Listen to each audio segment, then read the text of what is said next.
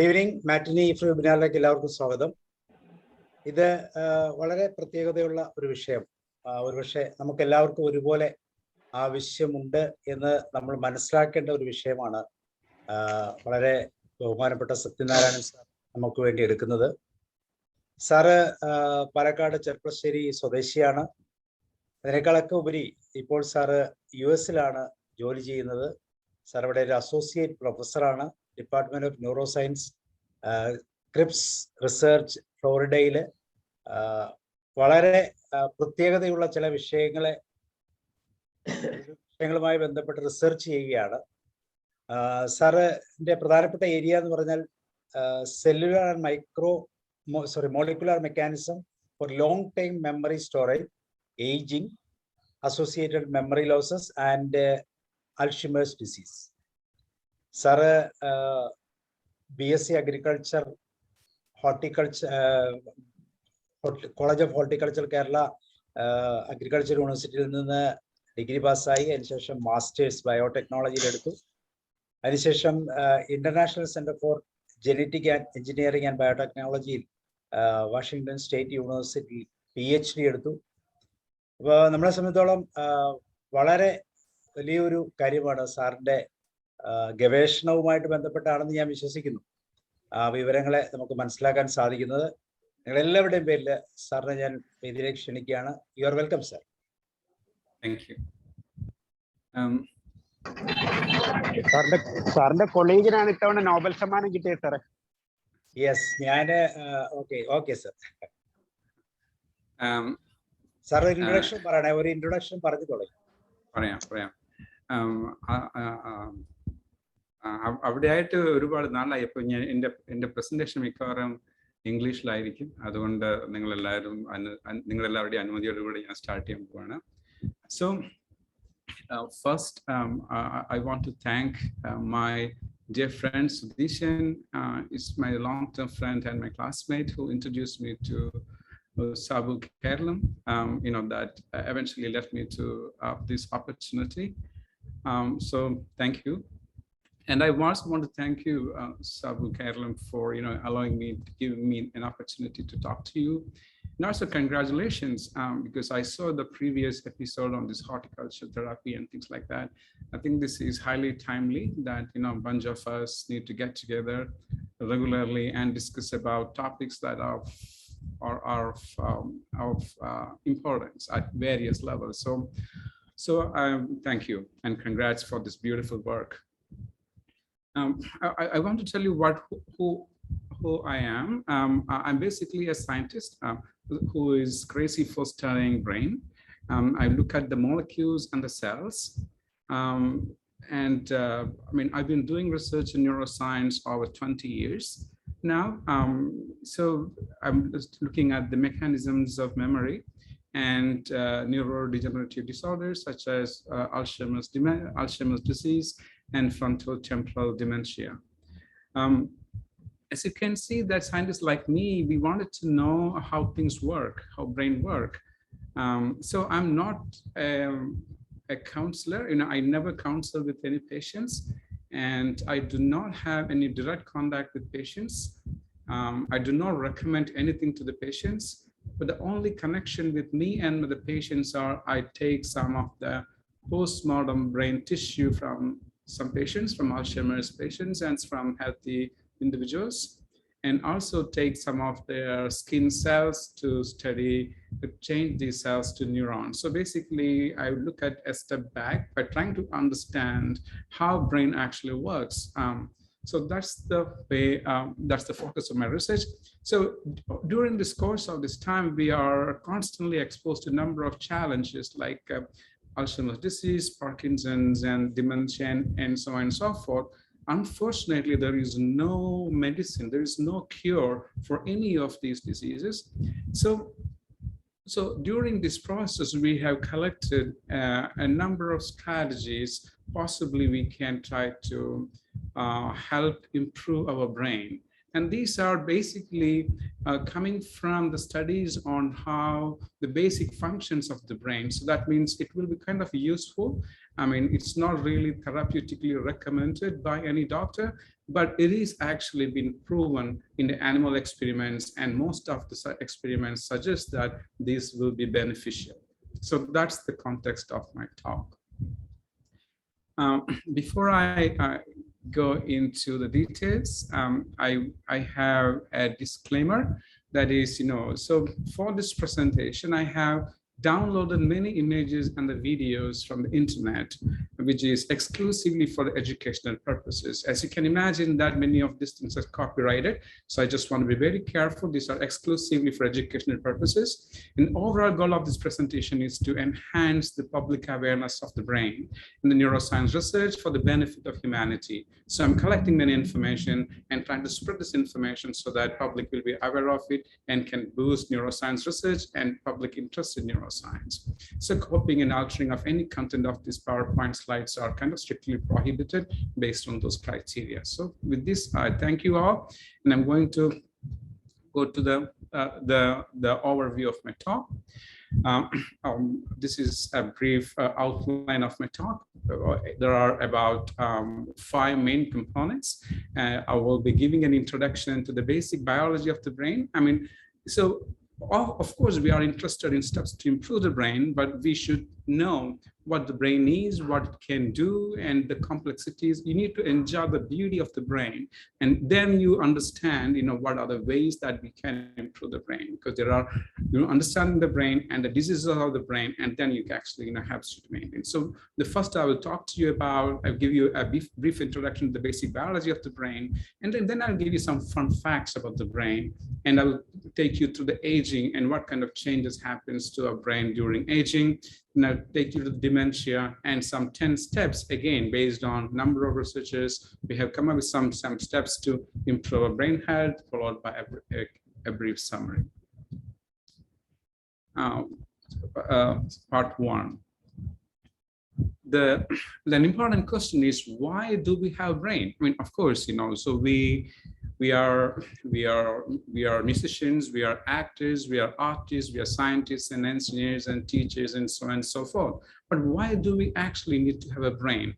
So some of this insight actually came from the studies of the animal called the sea squids. These are marine organisms.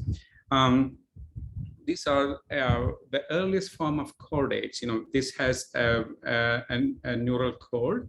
And what happens to this animal is that the moment this is a nerve cord, when this animal gets stuck to a sedentary rock or something, the first thing it does is digest its own brain. So this animal has a brain, but when it's stuck to one place and say becomes sedentary and become colonized, it starts to digest its own brain. So the primary purpose of a brain is to move. I think this is kind of an astonishing kind of an observation from this thing. There are a number of studies. These animals belong to the tunicates family. This is one form of the sea squid. There is another form of sea squids. This one is called Clavinia molescensis. So the idea is the brain is basically essential for us to move. So let us now take a look at our brain. So what you see here is the postmodern brain. This is after in the preservative, that the thin layer over here is the dura. I mean, this is to cover the brain. And you can imagine, this is the brain of an individual, that individual's thoughts. Imagine, so we are our brain, all our emotions, all our dreams. This piece of this organ help us to contemplate about the universe. This help us to contemplate us contemplating about the universe. So you can imagine, everything us is actually resides in this brain, in this particular organ. So what I'm going to take you through in the next set of slides, what the brain is composed of, what are its major function, what are its exciting things, some of the diseases of the brain, and then we go to the 10 steps that will help you improve the brain. So that was the postmortem brain, and this is the brain that way you would look like when you directly take it out from the body. Of course, you have a central nervous system and the peripheral nervous system that we all know.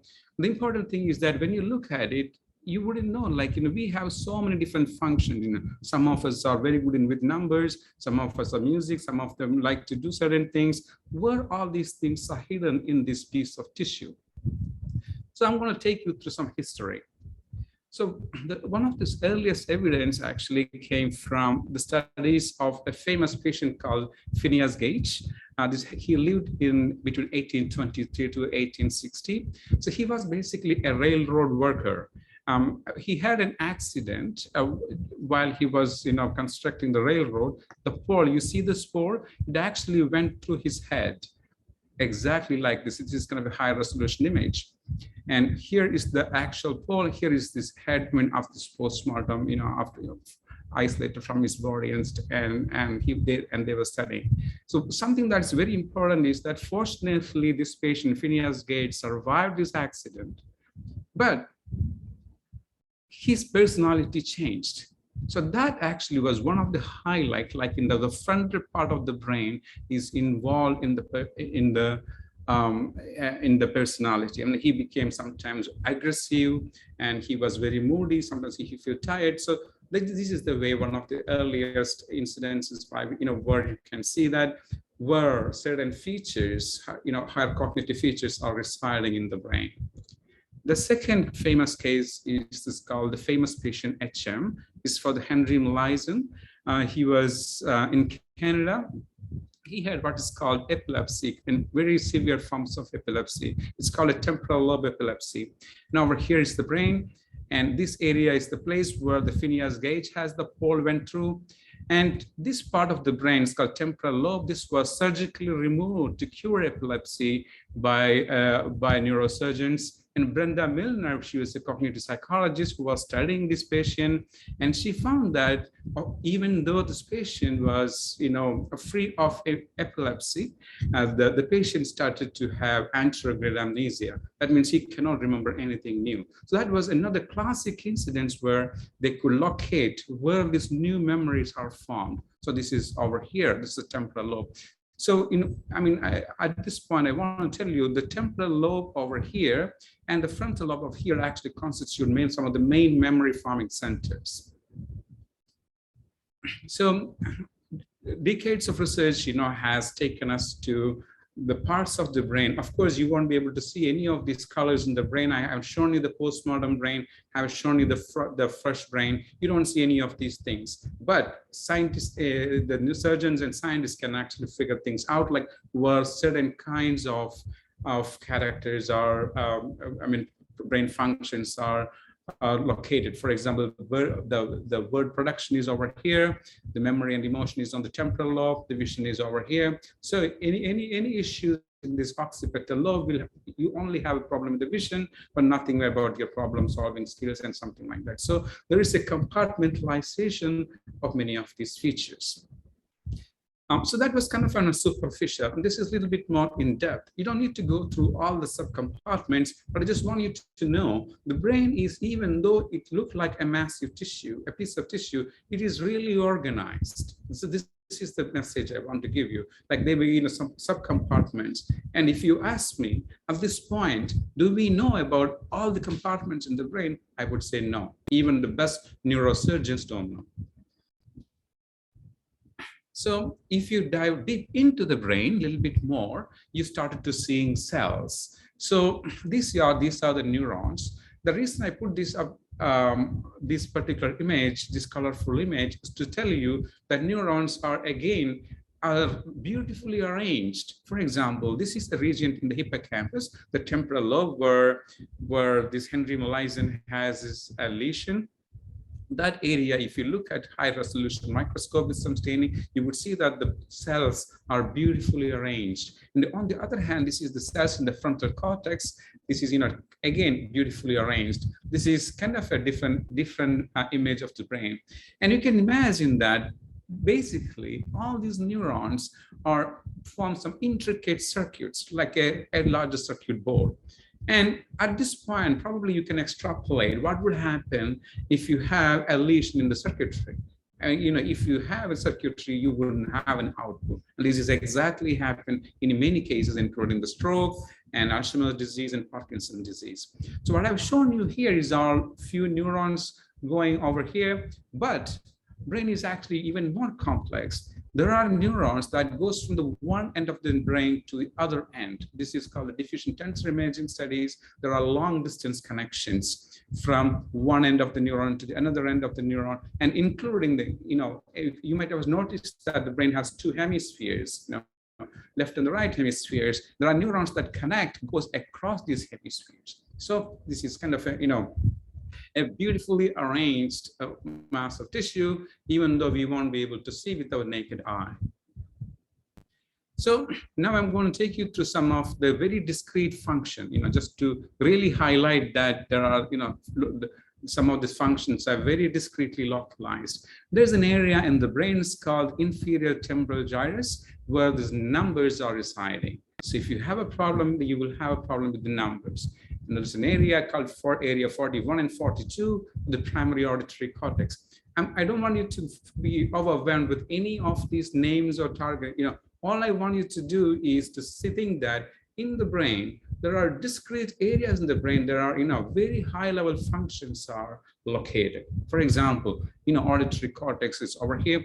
Even most striking here is, the facial recognition. So this was one of the major surprise in the field. So in UCLA, this is called University of California at Los Angeles. So neurosurgeons were studying a patient, and this patient, while in surgery, unlike a cardiac or the liver surgery, the patient is still awake for certain kind of surgeries. And they were asking this patient, for showing different images of different people and different objects. And surprisingly, they found that in one of the patients, when the patient was shown an image of an actress called Jennifer Aniston, and they could find a bunch of neurons start to light up. And even if people call it as Jennifer Aniston neuron. So what I want to tell you that there are a small number of neurons in our brain that is dedicated to recognize face. And this is stunning. And the same neurons probably may not be recognized for the other person, or maybe this, for example, for mine as Sudhijans and Sabukeralams, we may have discrete cells that may not be residing in the same brain area, but around the same area. So this is very complex, and if we are actually trying to go after and find out, what is actually the underlying principles of all these things. But the take-home message is, as little as 30 to 40 neurons can actually able to lead to recognize a face or an object. So this is another classical example of looking at the emotions of human being, looking at sadness versus happiness. All the shaded areas are the areas that become lighted up when we do imaging of humans, when they undergo sadness versus happiness. And if you look at it, you would see that, for example, this area 21, the happiness requires larger part of the brain activated, whereas the sadness do not require. But surprisingly, in some areas, they actually overlap as well. Again, by this time, I hope you are all convinced that the brain has, discrete areas in the brain are responsible for specific functions. So now let me take you through some of this very interesting facts about the brain. So oftentimes, what is brain made of? It's mostly water. And it's actually also a lot of lipids. And this is very important because oftentimes there's a tendency for us to stay away from high lipid diet because it has other issues, but lipids are actually important for the brain. And here is a cartoon of a neuron talking to another neuron over here. This is kind of a very elemental form of a simple circuitry. And apart from these neurons, there are other cells. Names are not all important, but what's important is, if we should know, there are neurons, there are many other supporting cells. There are microglia, oligodendrocytes, and things, and so on and so forth. So how many neurons do we have? The latest counts actually suggest that we have about 86 billion neurons.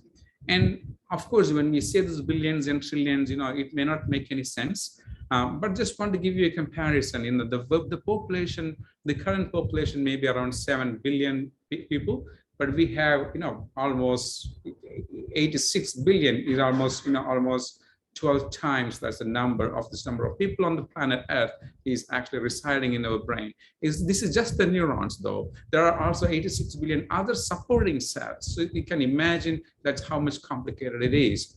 And on the top of that, in the previous slide, I was mentioning to you that the neurons talk to each other at specific junctions. So each of these neurons can potentially talk to 10,000 other neurons. So that means we have trillions of connections in the brain that is constantly deciding whether to turn, whether to listen, whether to do, and what kind of decision we need to make. So that's really fascinating. So over here, what you see is the plumbing in the brain. That's basically the circulatory system that supplies the nutrients, the blood vessels in the brain. The total length of these blood vessels is over 100,000 miles. And if you imagine the circumference of the Earth is 25,000 miles. So that much of the tubing, all of us, you and me and all of us has, that much of tubing we have in our brain to support all our cognitive and all the brain functions. And a general question is, so is the bigger brain better, smaller brain is better? And these are all kind of questions, people still debating. So here is an example of comparing chimpanzee and cow. They have similar weight and the same number of neurons. So they have very different cognitive abilities. So these kind of studies are telling us the wiring the brain, how we wired is more important. And this is even highlighted by comparing an elephant versus human. Elephant has about 10.5 pounds of the brain, whereas we only have 2.7 pounds. Ultimately, the way we are wired, how differently we wired. So this is actually a really puzzling question, because if you look at mine and all of our DNA, of course, the sequences will be mostly right. There will be some kind of differences, but the wiring in the brain will be significantly different. That would make somebody Beethoven and Mozart, or somebody like me, or somebody like somebody else. So this is still, scientists are trying to find out the principles of brain wiring, including my lab.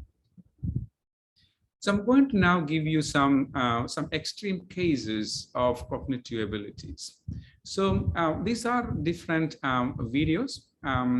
So I'm not going to play the entire video for the sake of time.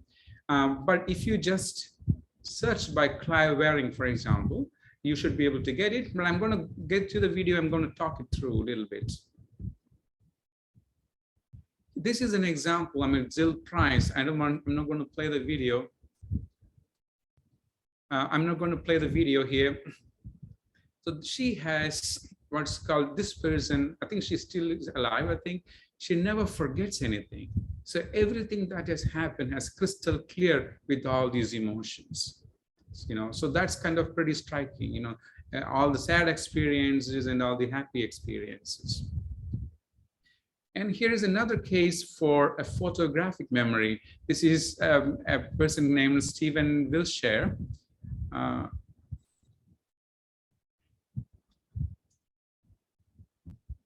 He's an artistic individual in London, and all he needs to do is to look at something for about a few seconds, and he can basically reproduce very nicely on a paper. And I'm going to show you some of his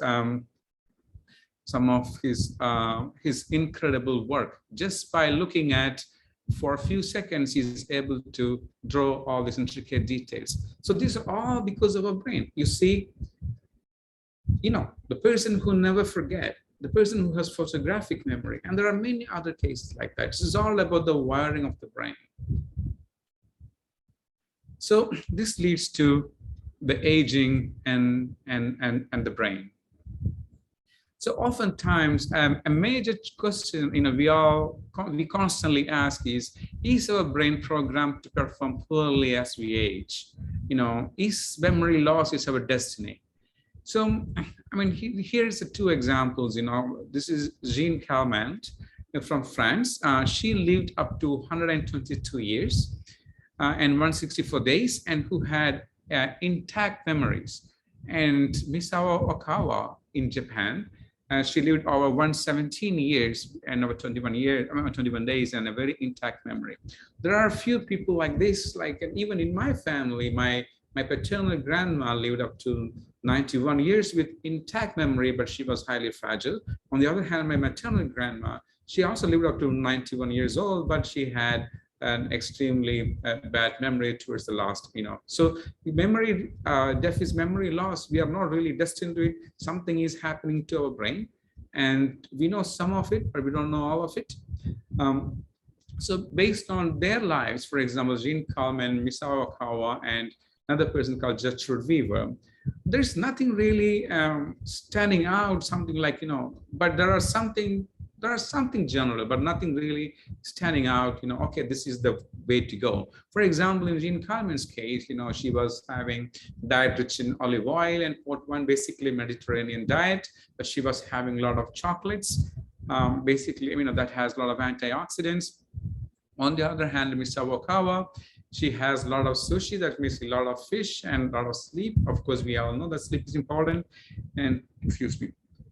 And Gertrude Weaver, he's basically kind of a people's person. She wanted to love your neighbor, eat your own cooking, don't eat fast food and things like that. So there are some kind of things that are emerging, but many of us are actually following some of those things, but not, and have not really living up to 100, 120 or something. So there is something hidden, and scientists are actually constantly after the mechanisms of healthy aging.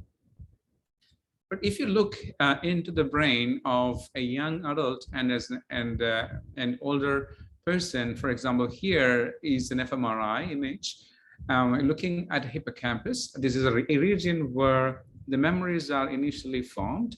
You can see that more or less you have an intact hippocampus, and over here there are holes.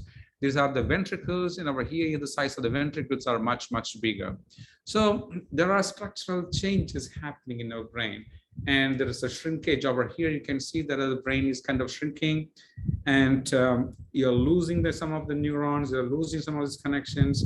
But in some cases, some of those things manifest as memory loss, but some persons it is kind of resilient to some of these changes. And this is something very, very important. That is the aging associated reduction in the blood flow to the brain.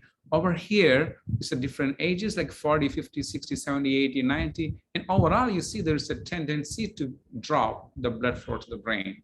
But there are some areas that are highly susceptible. For example, over here, this is a white matter over here, a huge dip, and also in the case of cerebral flow in the gray matter. So those are the places like there's a huge change as we age, and it has a direct impact. So one of the things which I will recommending, in these 10 so-called steps, try to improve the blood flow to the brain. So in almost all the humans, they have identified there's a reduction in the blood flow to the brain. And now this will take you to the next part, that is introduction to dementia. Of course, we all know that dementia is loss of memory, and some of these things I have briefly touched upon. And over here, this hippocampus, some of the area that this Henry Molaison has a lesion.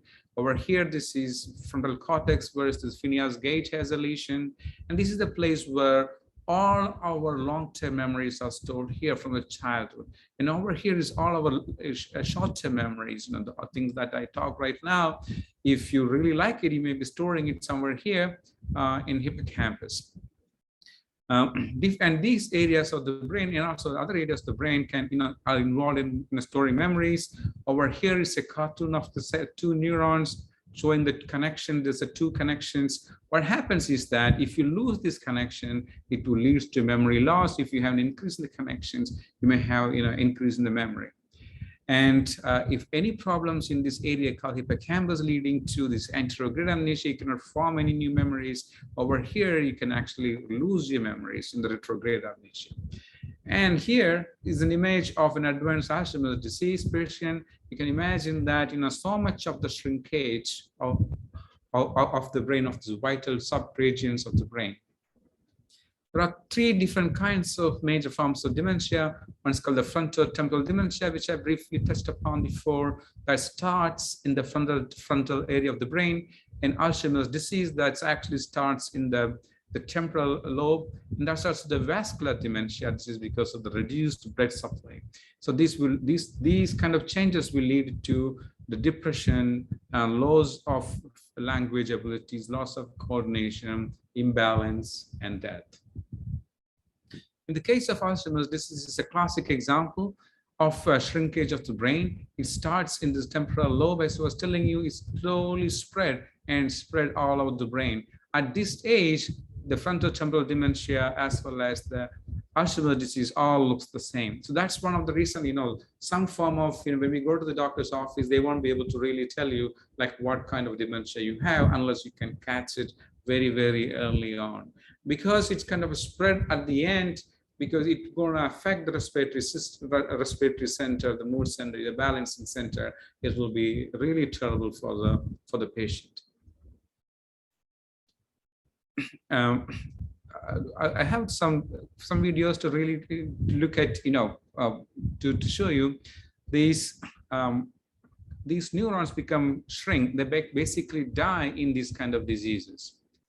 And even inside the neurons, actually, it happens the same thing.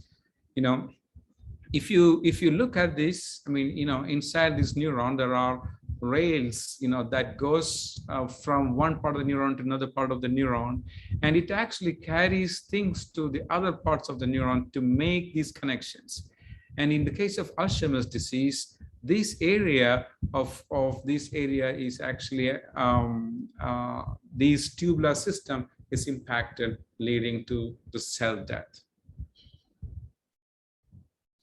So while we know all these complexities of the brain, and we know some of the miraculous properties of the brain and some of these neurodegenerative disorders, we just went through a few dementia, but it's all much more complicated, right?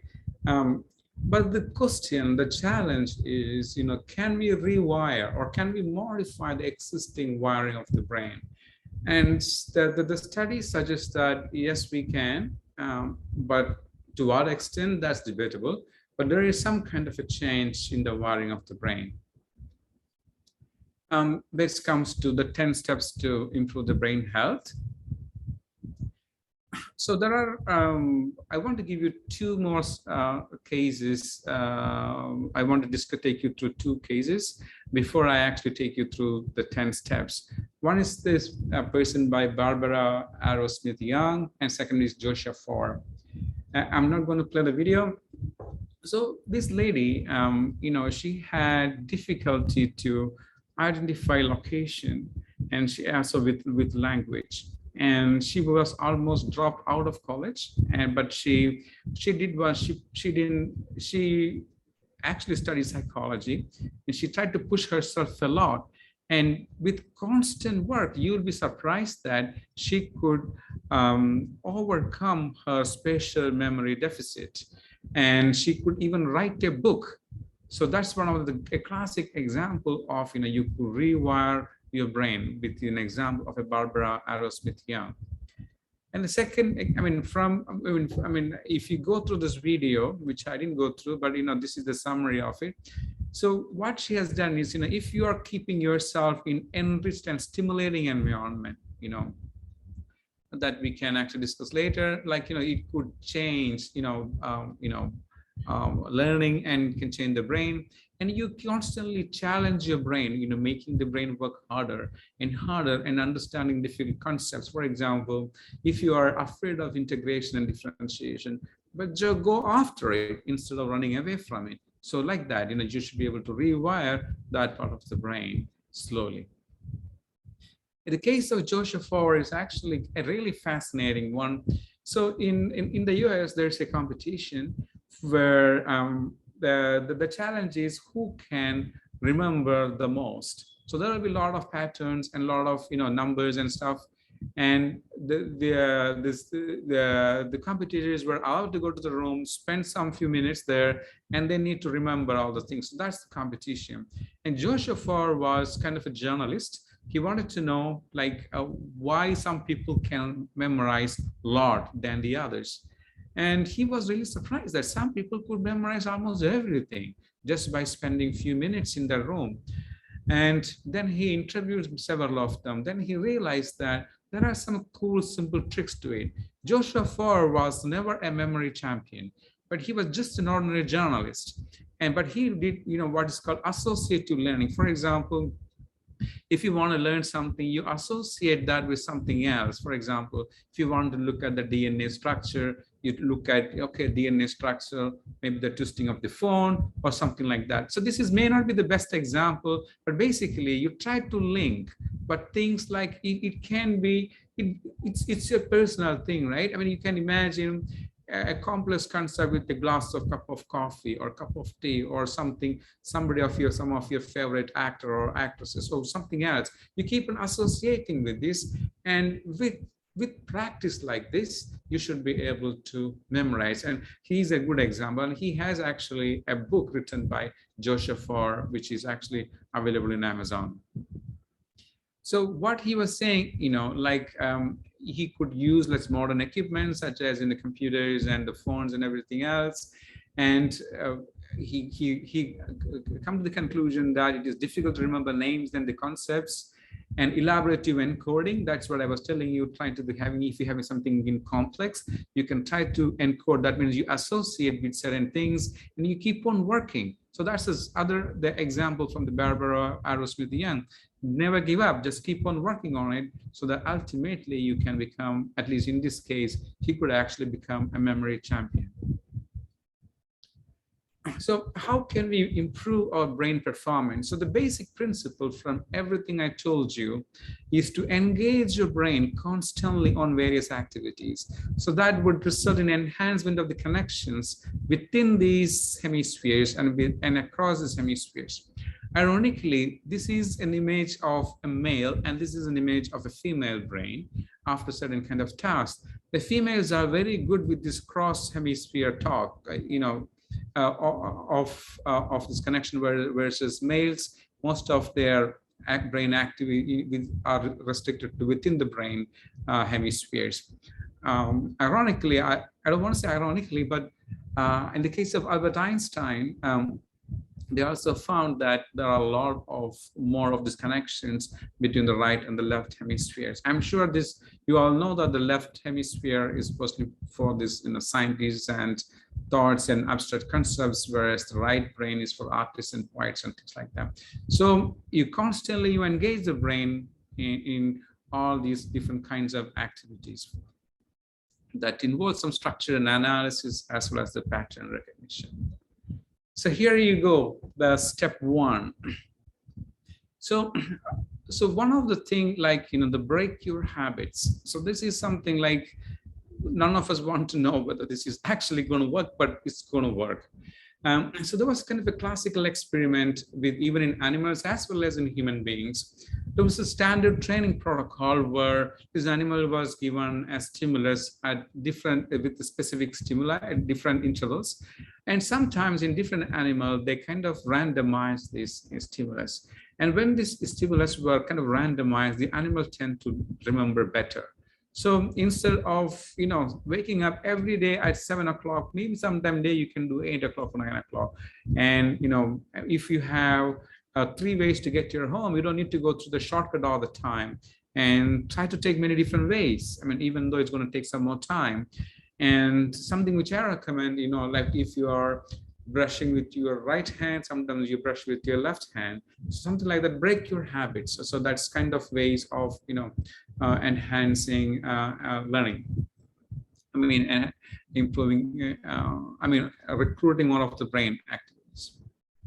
And have a good night's sleep. I mean, this is no brainer, right? I mean, of course, there are a ton of things that we can talk about, the different kinds of the rhythms in the brain, things like that. But ultimately, the good sleep is able to flush out toxins and improve the building of the immune system and the metabolisms and the memory. And if you're stressed out, of course, you end up with loss of brain cells associated with, a lot of sleep.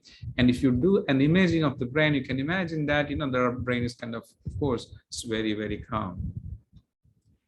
And here you go, the art and the music for the brain. I mean, this is kind of not exactly art and the music, anything that's, culturally, for example, sculpturing, the previous talk of this horticulture therapy, or, working with, having some pets.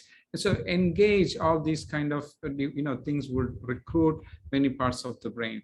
So the thumb rule is engage in activities. I mean, that could recruit many parts of the brain. I mean, not just one. For example, if you're interested in classical music, enjoy classical music for a while, but also listen to some rock and things like that. And the fourth point is meditation, and these things, like we know, it's kind of calming down. This has a similar effects as sleep, like it improves overall brain health. So any kind of meditation, prolonged meditation, is going to calm down, and it reduces the stress. So basically, it works by reducing the stress, and the stress, when extreme stress, can shrink your brain. So meditation helps you to reduce the shrinkage of the brain. And shrinking the brain means many things: loss of these connections, loss of these neurons, maybe loss of the supporting cells. And something about the brain is, this is a one-way traffic. Like when you lose some of the neurons, you are never going to get it back. There are only very few small areas of the brain where you can have a new neurons come up. And this is a kind of a classical example. I just want to take you to these two images. This is a patient's the brain waves, which is kind of scattered, where the brain, the meditation helps it more normalize and kind of cools down. And of course, it has a rhythm that's controlled this heartbeat and the function of lungs. The fifth point is doing some exercise. And that should include some cardio, walking, and moderate weight training, because as we age, for every 10 years, we lose a significant amount of muscle mass, which is not really good. Just wanted to tell you, like, if you sit quietly for 20 minutes, and you would see that the brain activity would be something like this. This is an average of 20 students. And over here, after 20 minutes walk, you can see, So over here, these red color and the green color means there's more of the blood flow. That's an indicator of the brain activity. So basically, in all these techniques, you're recruiting almost our area of the brain. It's like brain is almost acting like a muscle, try to engage. And something I tell all myself, you use it or lose it. So that's the kind of stuff, especially when we age. So try to involve almost all parts of the brain in your activities. Design activities such that you recruit almost all parts of the brain. And this is kind of a very striking information. For example, boosting the brain by training and helping others. The brain imaging studies, for example, if you read something over here, the frontal cortex, is getting activated. If you listen something, only small areas. When you remember some of those, only small areas. But when you explain and coaching someone, a large areas of the brain is activated. So that means it's so fantastic. You have to become socially very active. The more number of friends you have, the more number of social activities you get involved in. And that's going to be really helpful to recruit the areas of the brain which are usually probably are not involved. You're probably not using it. And the seventh point is learn something new. I mean, it could be many things, especially the language and the math and the music, and of course, sports. All of these things are very important, but generally they say the language, because one of them, the advanced form of Alzheimer's disease and memory disease, dementia have aphasia. There's a problem with the language. So you need to keep trying to learn something new. You don't have to be competitive, but just trying to learn anything new. Even if you learn just one word, that's okay. It's something like that. You keep on learning at some language.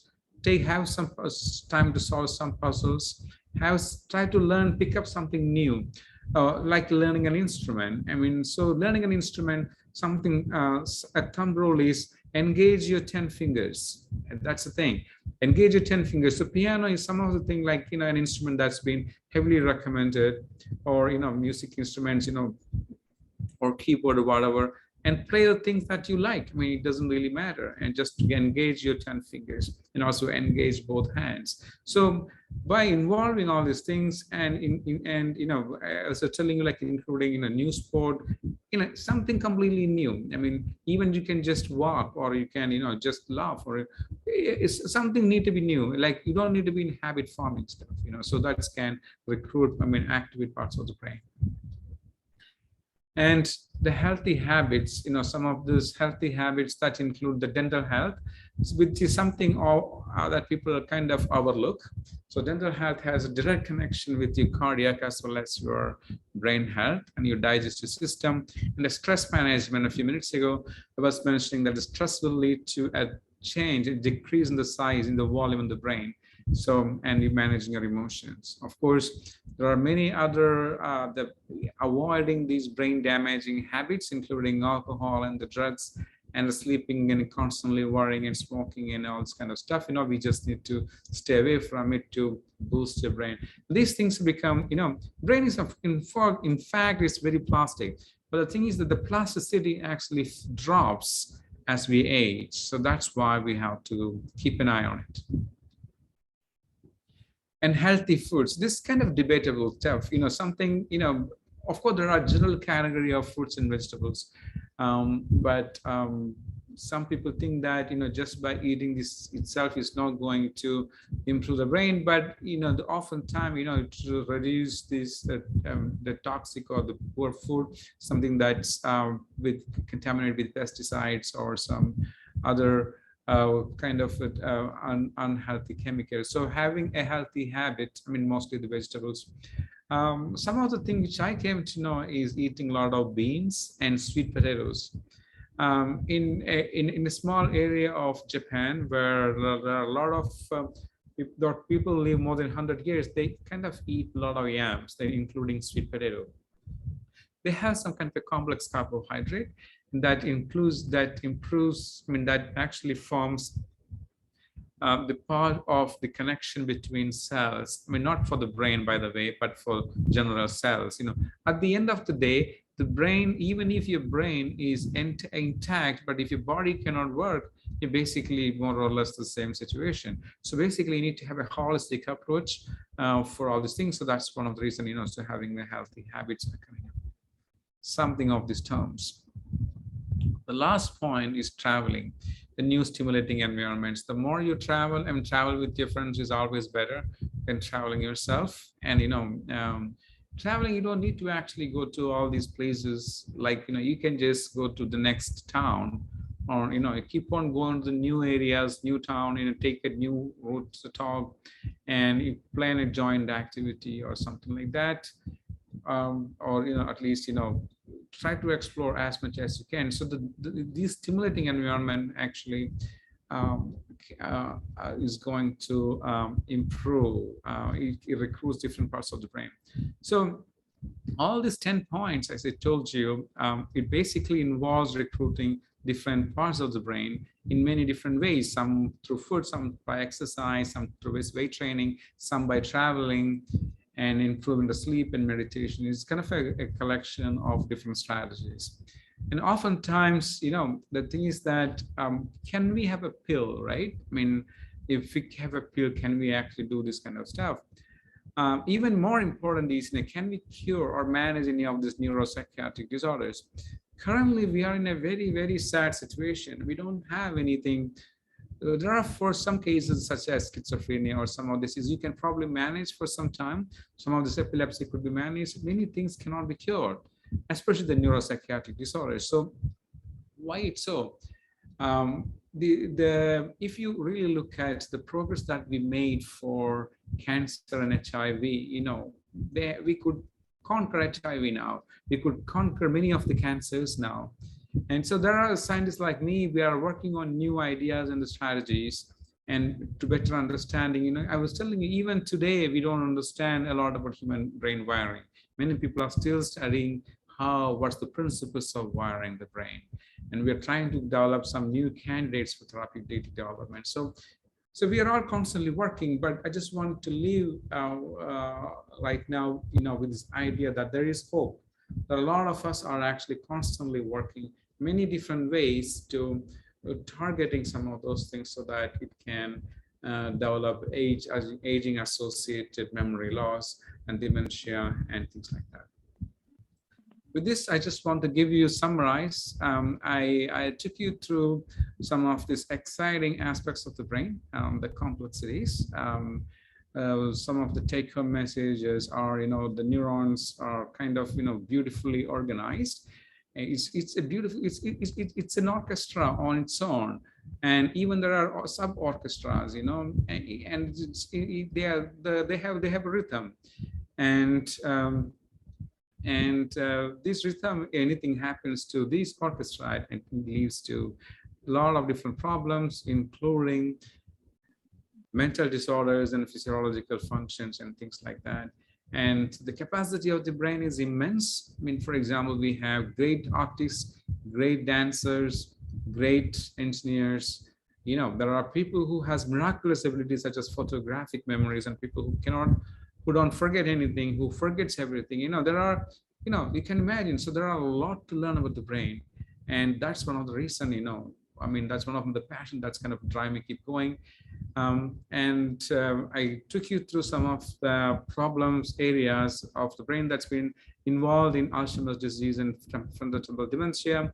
And currently there are no cure, but there's a hope. A lot of us are actually working on and trying to get a handle on all these kind of issues. It's going to be a long way, but certainly we are the right track, I hope.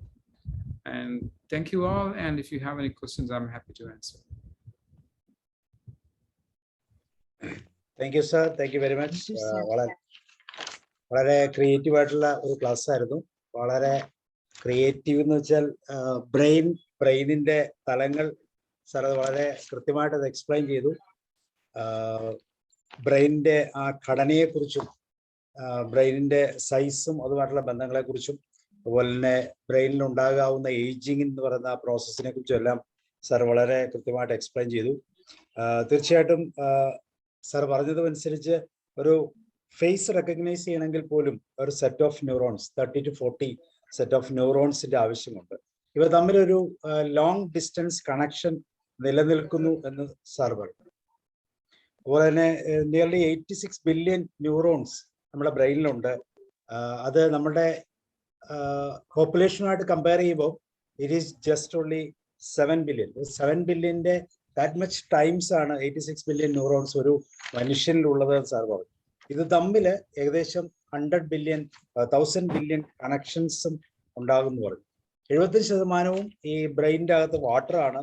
പിന്നെ some lipids ഉണ്ട്, proteins ഉണ്ട്, carbohydrates ഉണ്ട്, soluble organic structures ഉണ്ട്, some inorganic സ്ട്രക്ചേഴ്സും ഉണ്ട്. തീർച്ചയായിട്ടും blood വെസൽസിന്റെ എണ്ണം നമ്മൾ കാണുമ്പോഴും ഭൂമിയുടെ ആ ഡയമീറ്ററിനെ സംബന്ധിച്ചോളം എടുക്കുകയാണെങ്കിൽ 4 times ആണ് നമ്മുടെ ടോട്ടൽ ബ്ലഡ് വെസൽസിന്റെ സൈസ്. പിന്നെ എത്ര ബിഗ് ആണ് നമ്മുടെ ബ്രെയിൻ, അല്ലെങ്കിൽ ബ്രെയിനിന്റെ വലിപ്പമല്ല, പകരം the way the brain wires, എങ്ങനെയാണ് ബ്രെയിൻ വയറിങ് അത് കൃത്യമായിട്ട് മനസ്സിലാക്കുന്നത് എന്നുള്ളതാണ്. അതുപോലെ ലോങ് ടൈം മെമ്മറിയുമായിട്ട് ബ്രെയിനിന്റെ കണക്ഷൻ, അതുപോലെ ഫോട്ടോഗ്രാഫിക് മെമ്മറി എന്ന് പറയുന്ന ആ ഒരു മെമ്മറിയുടെ പ്രത്യേകതകൾ, അതുപോലെ തന്നെ ഏജിങ്ങും മെമ്മറി ലോസുമായിട്ട് വരുന്ന റിലേഷൻഷിപ്പുകളെല്ലാം സാറ് പറഞ്ഞു. അതുപോലെ തന്നെ ഏജിങ് എന്ന് പറയുന്നത് തന്നെ ബ്ലഡ് ഫ്ലോ കുറയുക, ബ്രെയിനിലേക്കുള്ള ബ്ലഡ് ഫ്ലോ കുറയുക. അതുപോലെ ഡിമെൻഷ്യ എന്ന് പറയുന്ന രോഗവും അതിന്റെ സാധ്യതകളെ കുറിച്ചും ഒരു നോർമൽ ബ്രെയിനും ഡിമെൻഷ്യയുള്ള ബ്രെയിനും തമ്മിലുള്ള വ്യത്യാസങ്ങളെ കുറിച്ചൊക്കെ സാർ പറഞ്ഞു. ഷ്രിങ്കേജ് ഓഫ് ബ്രെയിൻ ആണ് പ്രധാനമായിട്ടും ഡിമെൻഷ്യയിലൂടെ സംഭവിക്കുന്നത് എന്ന് സാർ പറഞ്ഞു. ഈ ബ്രെയിനെ റീവയർ ചെയ്യാൻ 2 കേസ് സാർ പറഞ്ഞു. എൻറിച്ച് ആൻഡ് സ്റ്റിമുലേറ്റഡ് എൻവയോൺമെന്റ് നമ്മുടെ ജീവിതത്തിൽ ഉണ്ടാക്കുക, അതുപോലെ തന്നെ അസോസിയേറ്റഡ് മെമ്മറി യൂസ് ചെയ്തുകൊണ്ട് അത്രയും കൂടുതൽ ബ്രെയിനിന്റെ ആ ഫംഗ്ഷൻ കൂട്ടാമോ അത്രമാത്രം ഇത് എഫക്റ്റീവ് ആവും. സാറ് അതിനെ റീവയർ ചെയ്യാൻ, അല്ലെങ്കിൽ 10 steps നമ്മുടെ ബ്രെയിനിനെ റീവയർ ചെയ്യാനുള്ള, അല്ലെങ്കിൽ ഏജിങ്ങിനെ ഓവർകം ചെയ്യാൻ പറ്റും എന്ന രീതിയിൽ നമുക്ക് എന്തോസിയാസ്റ്റിക് മുമ്പ് പോകാവുന്ന 10 സ്റ്റെപ്പുകൾ പറഞ്ഞു. അതിൽ ഫസ്റ്റ് സ്റ്റെപ്പ് എന്ന് പറയുന്നത് ബെറ്റർ ലേണിംഗ് സ്ട്രാറ്റജീസ്, പുതിയ കാര്യങ്ങൾ പഠിക്കുക. സാർ പറഞ്ഞത് ബ്രേക്ക് യുവർ ഹാബിറ്റ്സ്, ഓൾറെഡി ഉള്ള ഈ ഹാബിറ്റ്സുകളെ ബ്രേക്ക് ചെയ്തുകൊണ്ട് പുതിയ ലേണിംഗ് സ്ട്രാറ്റജീസ് ഉണ്ടാക്കുക. അതുപോലെ തന്നെ ഗുഡ് നൈറ്റ് സ്ലീപ്പ്, രാത്രി നല്ലവണ്ണം ഉറങ്ങാനുള്ള ഒരു കരുതൽ. ദെൻ ആർട്ട്, മ്യൂസിക്, ഇങ്ങനെയുള്ള പ്രത്യേകിച്ച് ഇൻസ്ട്രുമെന്റ്സ് ഒക്കെ ഉപയോഗിക്കുന്ന ആ സിസ്റ്റം ഏറ്റവും കൂടുതൽ ഉപയോഗിക്കുക. അവിടെയും ബ്രേക്ക് ദ ഹാബിറ്റ് തന്നെയായിരിക്കും കൂടുതൽ. പുതിയ പുതിയ കാര്യങ്ങളിലേക്ക് നമ്മുടെ ശ്രദ്ധ കൊണ്ടുപോവുക. വളരെ ഇമ്പോർട്ടൻ്റ് ആയിട്ട് മറ്റൊരു വിഷയം പറഞ്ഞു, മെഡിറ്റേഷൻ. ദാറ്റ് മീൻസ് ഷ്രിങ്കേജിനെ റെഡ്യൂസ് ചെയ്യാൻ മെഡിറ്റേഷൻ വളരെ ഗുണകരമാണെന്ന് പറഞ്ഞു. തന്നെയല്ല, നമ്മുടെ ബ്രെയിനിന്റെ വേവ്സ് റിതമിക് ആക്കാൻ വേണ്ടി മെഡിറ്റേഷൻ എത്ര കൃത്യമായ കോൺട്രിബ്യൂഷൻ ആണ് നൽകുന്നത് സാർ എക്സാമ്പിളിലൂടെ കാണിച്ചത്. അഞ്ചാമത്തെ പോയിന്റ് ആയിട്ട് ഡു സം എക്സസൈസ്, പ്രത്യേകിച്ച് കാർഡിയോ വർക്കിംഗ്. 20 മിനിറ്റ് നടന്നാൽ അത്രമാത്രം ബ്ലഡ് ഫ്ലോ നമ്മുടെ ബ്രെയിനിൽ ഇൻക്രീസ് ചെയ്യും. അപ്പം കണ്ടിന്യൂസ് ആയിട്ട് ഇരുന്ന് വർക്ക് ചെയ്യുന്നവർ എപ്പോഴും കുറച്ചു നേരമെങ്കിലും നടക്കുന്നത് നന്നായിരിക്കുമെന്ന് സാർ വളരെ കൃത്യമായിട്ട് പറഞ്ഞു. Exercise to improve increase blood flow and use it or lose it. നമ്മുടെ ബ്രെയിൻ എത്രമാത്രം യൂസ് ചെയ്യുന്നു അത്രമാത്രം നമുക്ക് ഗുണകരമാവില്ലെങ്കിൽ നഷ്ടപ്പെട്ടു പോകുമെന്ന് സാർ പറഞ്ഞു. ആറാമത്തെ പോയിന്റ് ആയിട്ട് boost your brain by training and helping, മറ്റുള്ളവരെ ഹെൽപ്പ് ചെയ്യുക. അതുപോലെ തന്നെ പുതിയ പുതിയ കാര്യങ്ങളിലേക്ക് നമ്മളെ എൻഗേജ് ചെയ്യുക, പുതിയ കോച്ചിങ്. സാർ ഒരു എക്സാമ്പിൾ പറഞ്ഞത്, നമ്മളൊരു ക്ലാസ് എടുത്താൽ, പഠിപ്പിച്ചാൽ, മറ്റൊരാൾക്ക് പറഞ്ഞു കൊടുത്താൽ നമ്മുടെ ബ്രെയിനിന്റെ കപ്പാസിറ്റി അത്രമാത്രം ഇംപ്രൂവ് ചെയ്യും. പക്ഷെ കേൾക്കുകയോ വായിക്കുകയോ ചെയ്യുമ്പോൾ അതിന് മാത്രം വലിയ ചേഞ്ച് ബ്രെയിനിൽ ഉണ്ടാകുന്നില്ല എന്ന് പറഞ്ഞു.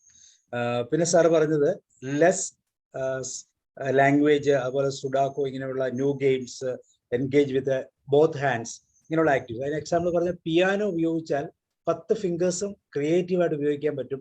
ബ്രെയിനിന്റെ ഹെൽത്ത് കൂടുതൽ ബെറ്റർ ആക്കാൻ സാധിക്കും. സാർ പറഞ്ഞ ഹെൽത്തി ഹാബിറ്റ്സ് നമുക്ക് ഉണ്ടാക്കുക. Dental health, digestion, stress management, അതുപോലെ തന്നെ എപ്പോഴും നമ്മുടെ ഒരു പ്ലാസ്റ്റിസിറ്റി നമ്മുടെ ബ്രെയിനിനുണ്ട്, അത് ലൂസാകാതെ കീപ്പ് ചെയ്യാൻ ശ്രമിക്കുക. നമുക്ക് ഒഴിവാക്കേണ്ട കുറേ കാര്യങ്ങളുണ്ട് ബ്രെയിൻ ഹെൽത്തുമായിട്ട് ബന്ധപ്പെട്ട്, പ്രത്യേകിച്ച് junk foods, fast foods, over eating, അതുപോലെ തന്നെ ഷുഗറിന്റെ യൂസേജ്, അതുപോലെ ബ്രേക്ക്ഫാസ്റ്റ് സ്കിപ്പ് ചെയ്യുക. ഇതെല്ലാം നമ്മൾ അവോയ്ഡ് ചെയ്ത് കഴിഞ്ഞാൽ ബ്രെയിനിന്റെ ആ ശക്തി നിലനിർത്താൻ സാധിക്കും.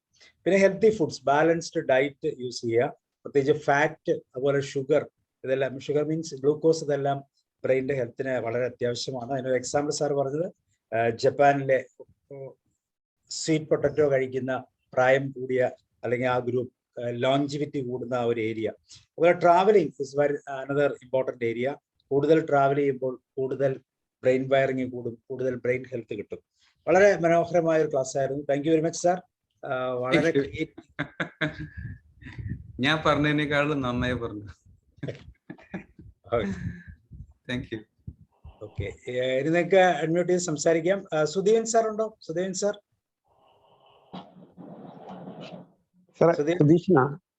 സുധീഷ് സാർ പറയൂ. സാർ പറയൂ. സാർ ആദ്യം. അല്ല, അതുകൊണ്ടല്ല, നമ്മൾ വളരെ ബ്ലെസ്ഡ് ഇതായിരുന്നു. സാർ ഇങ്ങനെ അറേഞ്ച് ചെയ്തത് നമുക്ക് വളരെ യൂസ്ഫുൾ ആയിരുന്നു. ഏതായാലും സത്യം നല്ല വേൾഡ് റിനൗണ്ട് ആയ ഒരു നല്ലൊരു സയന്റിസ്റ്റ് ആവട്ടെ എന്ന് നമുക്ക് പ്രാർത്ഥിക്കാം. ഇനിയും നമുക്ക് കൂടുതൽ കാര്യങ്ങൾ പറഞ്ഞു തന്നതിന് എല്ലാവരുടെ പേരിലും പ്രത്യേകം നന്ദി പറയുന്നു sir. Thanks Sudheesh. Good evening. Yes, sir. Can you just close this screen sharing? Okay, sure. Hello. No, it is not Yes, closed. yeah. Yes. Now it is. Thank you. Thank you. Good evening, sir. Ansari. I'm Ansari. Sir, you have given a very wonderful class, sir, actually. That is the functions of brain and the working of brain, and the last part what you have given, the aging, how it takes place and how can improve or stop the or control the aging process. That's also very good, because all these classes our Sabu sir is giving that one daily. He's giving an opportunity to think for creation and learning, because he's bringing new people here, and new ideas are created and it is discussed. So actually the same process is done through matinee show also. So anyhow, that's very useful. You have gone continuously, and Sabu sir has summarized this in a very systematic way so that we can, whatever you told, we helped us to recollect. Thank you for your wonderful speech. Thank you. Can I Thank you. ask a question, sir? Can I ask a question? Sir Hello. മലയാളിയാണ്, മലയാളത്തിൽ ചോദിച്ചോളൂ. English ചോദിക്കണമെന്ന് നിർബന്ധമില്ല. Is dementia connected with hereditary? Yeah. കേൾക്കുന്നില്ല. Dementia hereditary ആണോ? Can we consider dementia as a hereditary disease? Yes, there are two forms. One is hereditary forms of dementia, which is actually very small, and most of them are sporadic disease. In the case of hereditary disease, for example, Alzheimer's disease, there are mutations that are changes in 3 different genes that causes it, but it's only a very small percentage. So people who has hereditary dementia, for example, Alzheimer's, hereditary forms of Alzheimer's disease, they started to manifest when they are in their 40s. So anyone who don't have this 40s, I mean, they don't show dementia in their 40s, probably they don't have, it's very unlikely they will get hereditary forms of Alzheimer's disease. The sporadic form of Alzheimer's disease, this is basically because of some of the risk factors and the mechanisms we still don't know why that's happening. So I showed you the 2 movies where the plugs and the tangles and those kind of things are being formed, but we don't know what is actually triggering. So the short answer is yes, there are some form of dementia is hereditary. There's another form of dementia called a frontotemporal dementia, and that's also hereditary. And it also, there's some mutations in few genes. They die in their 40, between 40 and 50. All the hereditary form of dementia, they tend to die between 40 and 50, unfortunately. But those of us who are, those of us who are in our 50s and 60s, we don't have hereditary forms of dementia. We have sporadic form. And honestly, I can tell you, because I'm in that area of research, there is no progress. I mean, other than we are trying to understand things, we don't have any clue, like what is actually triggering. What we think is that there may be a complex of factors, not just one. So we are trying to look at this many ways, like improving the brain health, many different ways and things like that. Sir, you told that Thank you very much, this sir. happens. Okay, this happens due to the shrinkage of brain cells. But I read somewhere that it is due to the decay of that nerve connections or something like that. See, is both are same or different? That's a good question. The shrinkage of the nerve, I didn't say shrinkage of the nerve cell, shrinkage of the brain. The shrinkage of the brain is because of the loss of connections. So if you can imagine, it will begin, for example, like in one of my earlier slides, I mentioned a neuron can talk to 10,000 other neurons, right? So imagine that when we become 50 years old, it started to lose from 1,000 neurons to 500 neurons, and there may be a rapid decrease. And what happens is that eventually that neuron dies because of something else is happening. And there are 2 different things that will lead to neuronal death. One is an external one. The issue is called plaques. And another one is called internal, that happens inside the neurons called tangles. The net result is progressively you weaken the connections and you will lose the neurons. And then once they lose the neurons, it's kind of spread. It does not localize there. It's kind of spread to the other parts of the brain. And eventually, there are more and more of the neuronal loss leads to shrinkage of the brain. Okay, thank you, sir. Sir, usage of drugs and all, it promotes dementia or Alzheimer's? Yeah, that's a very good question. Yeah, these kind of things, if using marijuana and many other drugs of abuse,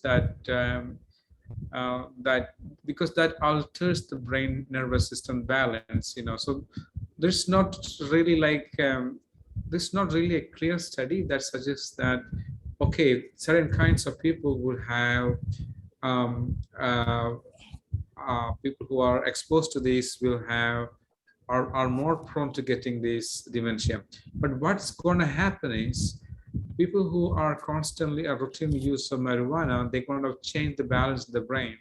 It leads to, even though there is kind of an excitement in certain kinds of in part of the brain, they are also shrinkage in certain other parts of the brain. So this kind of imbalance eventually leads to some kind of a memory loss eventually. So there may be a different, complex scenario happening. I mean, if you look at the other way around, I mean, alcohol and other, all of these things are neuronal stressors, including, even though we have temporary excitement with these drugs, these are also neuronal stressors, and the impact of the neuronal stress is, it kind of, changes in the number of these connections, and once you pass the threshold, then there's no going back, and it just keeps spreading. In some people, it's very slow, and some people it's very kind of fast. So you told that hereditary dementia, if it is there, means it will be in 40s. It will start in 40s, and if it comes in later ages, 80 or 85 like that, it is not hereditary, isn't it, sir? Yeah. Okay, thank you. That's a very good information. I was thinking that it's somewhat hereditary, and even if at the age of 80 or 75 it comes, it also hereditary. But now I got the idea. Thank you, sir, very much. Thank you very much, Mr. Sathyan, and for the wonderful presentation over here. Why? Because up till now we were thinking that all of us were having brain, but we never knew how complicated and how intricate it is. Now you have given us a chance to go into our brain and see what it is. Thank you. Now a few words from my side. Necessary, unnecessary, least necessary, most necessary. These are the factors that make your brain worthless and worthful. Those necessary things that you need to store in your brain makes your brain more vibrant. The unnecessary emotions, unnecessary thoughts that you want to get immersed into makes your brain always weak. Yes. And the least necessary thing, if you are struggling to memorize, of course, it is a sheer waste, whereby you are going to make your brain totally tiresome and useless. And if you are going to make it more sharp, it must be for the most necessary matters. Yes. Irrespective of age, irrespective of diseases, irrespective of habit, if this kind of habit can be cultivated, the brain will start vibrating in a most vibrant and positive way, whereby it will be result-oriented. Why? Because there was a relation of mine who was very much clever enough to memorize all the date of birth of all the members of the family. Unfortunately, during her older age, she was put to that dreadful disease known as dementia. She did not know, she was not able to identify herself and her name. Dr. Jayasiman, who was professor of surgery in Trivandrum Medical College, he was a renowned surgeon, but it was a passion for him to indulge into surgery. But what happened last was that because of his over-enthusiasm into that field of surgery, he became so very much fatigued. He became so very much tired that without performing a surgery, it was not possible for him to pass a day. And at last, after retirement, poor Dr. Jayasiman fell a victim to this dreadful disease known as dementia.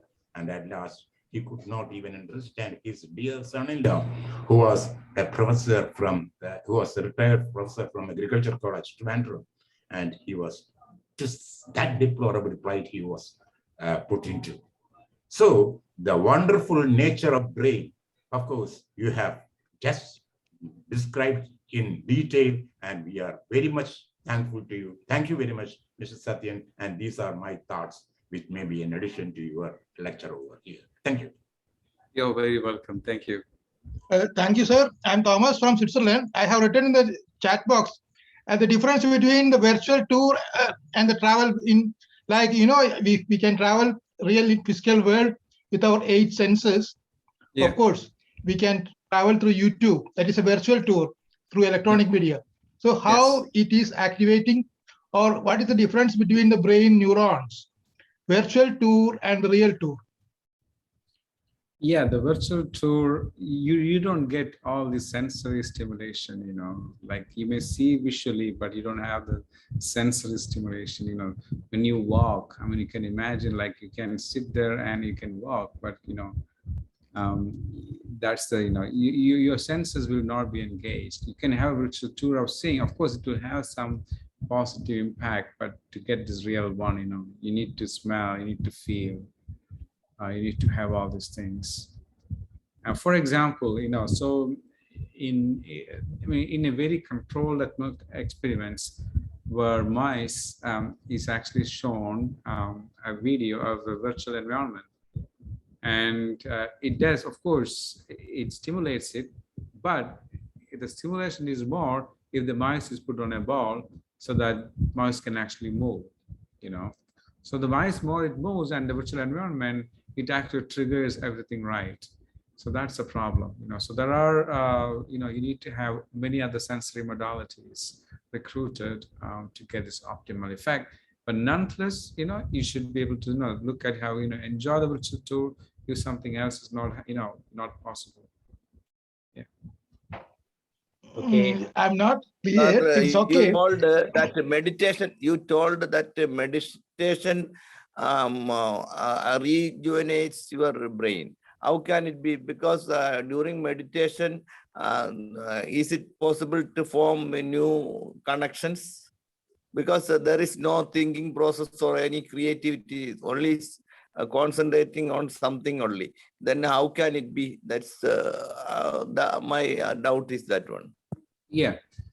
So the meditation is not going to actually make new connections. To make new connections, you know, you have to constantly engage in something. So in our modern life, the stress is kind of a killer, you know, and all of us face it at some form of the other. So this is to reduce this kind of stress. And you wouldn't even know like how much of it is actually the impact of stress in our daily lives. The people who actually live longer are, you know, who do not experience that much stress. So basically, the stress leads to reduction in the brain volume. And again, I want to tell you that there's a threshold that much that the brain can manage. And after that, you won't be able to, you know, there's a one-way traffic. So the brain is able to, you know, constantly, I mean, the meditation is going to help you to calm this down, to reduce the stress. And the other side of the coin, which I didn't actually talk a lot, I mean, it's kind of very clear that is, you know, brain is not an isolated organ, right? It's connected with everything else. So our breathing, our heart, our liver, and everything else is connected. It's all talking, they are talking to each other in one way or the other. So the better stress control, the cardiac and all the other systems will work much better. So overall, you will have better health. So it's not going to help you rewire, but it reduces the damage to the brain. Okay. Okay, thank you, sir. Matthew sir, പറഞ്ഞോളൂ. Matthew sir, unmute ചെയ്യൂ. ഞാൻ അതിനു മുമ്പ് ഒരു thanks പറയട്ടെ സുധീഷൻ സാറിന്. സാറിന്റെ ഫ്രണ്ടാണ് സത്യനാരായണൻ സാർ. സാറാണ് ഇവിടെ എത്തിച്ചത്. അപ്പൊ സാറിന് വളരെ നന്ദി പറയേണ്ടത് എന്റെ ഉത്തരവാദിത്വമാണ്. Thank you sir. Sudheeshan sir ഒന്ന് അൺമ്യൂട്ട് ചെയ്യാമോ? സാറേ, സാറിനാണ് താങ്ക്സ് പറയേണ്ടത്. സാറല്ല ഇങ്ങനെ ഒരു പരിപാടി അവതരിപ്പിക്കണോണ്ടല്ലേ. ഇപ്പൊ സത്യം പറഞ്ഞ പോലെ തന്നെ സാറിനായിരിക്കും കൂടുതൽ സോഷ്യൽ ബ്രെയിനിന്റെ കൂടുതൽ ഇത് കിട്ടുക. സാറേ എത്ര ക്ലാസ്സുകളൊക്കെ ഞാൻ ബ്രെയിനിന്റെ ഒരാളാണ്. ഞാൻ ബ്രെയിനിന്റെ ഒത്തിരി ക്ലാസ്സുകൾ എടുക്കുന്നതാണ്. പക്ഷെ ഇതെനിക്ക് വളരെ വണ്ടർഫുൾ ആയിട്ടുള്ള ഒത്തിരി ന്യൂസ് സാറിലൂടെ കിട്ടി. It's very good. അതുപോലെ തന്നെ സാറിന്റെ പാരന്റ്സിനുണ്ട്, സാറിന് പേടിക്കേണ്ട കാര്യമില്ല, സാറ് ഭയങ്കര ഇതാണ്. ഇല്ല സാറേ, എന്റെ മദറിന് അൾഷിമർ ആയിരുന്നു. കഴിഞ്ഞ 6 വർഷത്തോളം അൾഷിമർ ആയിരുന്നു, മരിച്ചുപോയി. 7 വർഷമായി. അപ്പൊ ഞാൻ സാറിനോട് ചോദിക്കാൻ വരുമായിരുന്നു എത്ര ശതമാനം പാരമ്പര്യമായിട്ട് കിട്ടാൻ. ഇത് പറഞ്ഞല്ലോ സാറേ, 40-ൽ 50-ൽ ഇല്ലെങ്കിൽ പിന്നെ കുഴപ്പമില്ല എന്ന് പറഞ്ഞല്ലോ. അപ്പൊ സാർ കറക്റ്റ് പറഞ്ഞാൽ 50, ഞാനിപ്പോ 53-ലാണ്. 53-ന് മുമ്പ് എനിക്കിത് ശരിക്കും വിസിബിൾ ആയിരുന്നു. കാരണം എനിക്കത് ശരിക്കും അറിയാം. ചില പേരുകൾ ഞാൻ മറന്നുപോകും, കാര്യങ്ങൾ മറന്നുപോകും, പലതും ഞാൻ മറന്നുപോകുമായിരുന്നു. പക്ഷെ ഇപ്പം ഞാൻ വൈലി ഇംപ്രൂവ്ഡ് ആണ്. എനിക്ക് യാതൊരു പ്രോബ്ലവും ഇപ്പൊ എനിക്ക് ഫീൽ ചെയ്യാൻ പറ്റുന്നില്ല. Thanks sir. അതുപോലെ ഞാൻ ഓർക്കണം, ഇത്രയും വണ്ടർ ആയിട്ട് നമുക്ക് ഇത്രയും അധികം ഈ വേൾഡിന്റെ മൊത്തം ഈ ഇത്രയധികം ന്യൂറോൺസ് എന്തുകൊണ്ടായിരിക്കും തന്നത്? സത്യൻ എന്തെങ്കിലും പറയാൻ പറ്റുമോ? നമുക്ക് ദൈവം ക്രിയേറ്റർ എന്തായിരിക്കും ഉദ്ദേശിച്ചത് ഇത്ര അധികം നമുക്കൊരു വേൾഡിന് ഇത്രയും ചുറ്റുന്ന ഇത്രയധികം വയർ ഇതുള്ളതേ ന്യൂറോൺസ് തന്ന എന്തിനായിരിക്കും? നമുക്ക് ആക്ച്വലി നമ്മുടെ അതിന്റെ കപ്പാസിറ്റി എന്തായിരിക്കും ഞാൻ ഓർക്കുക. Yeah, that's actually kind of very, very fascinating question. So there is something called I forgot about. There's another quotient.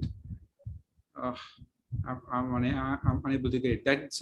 That actually measures the total intelligence, with the number of neurons. It's kind of a factor into it.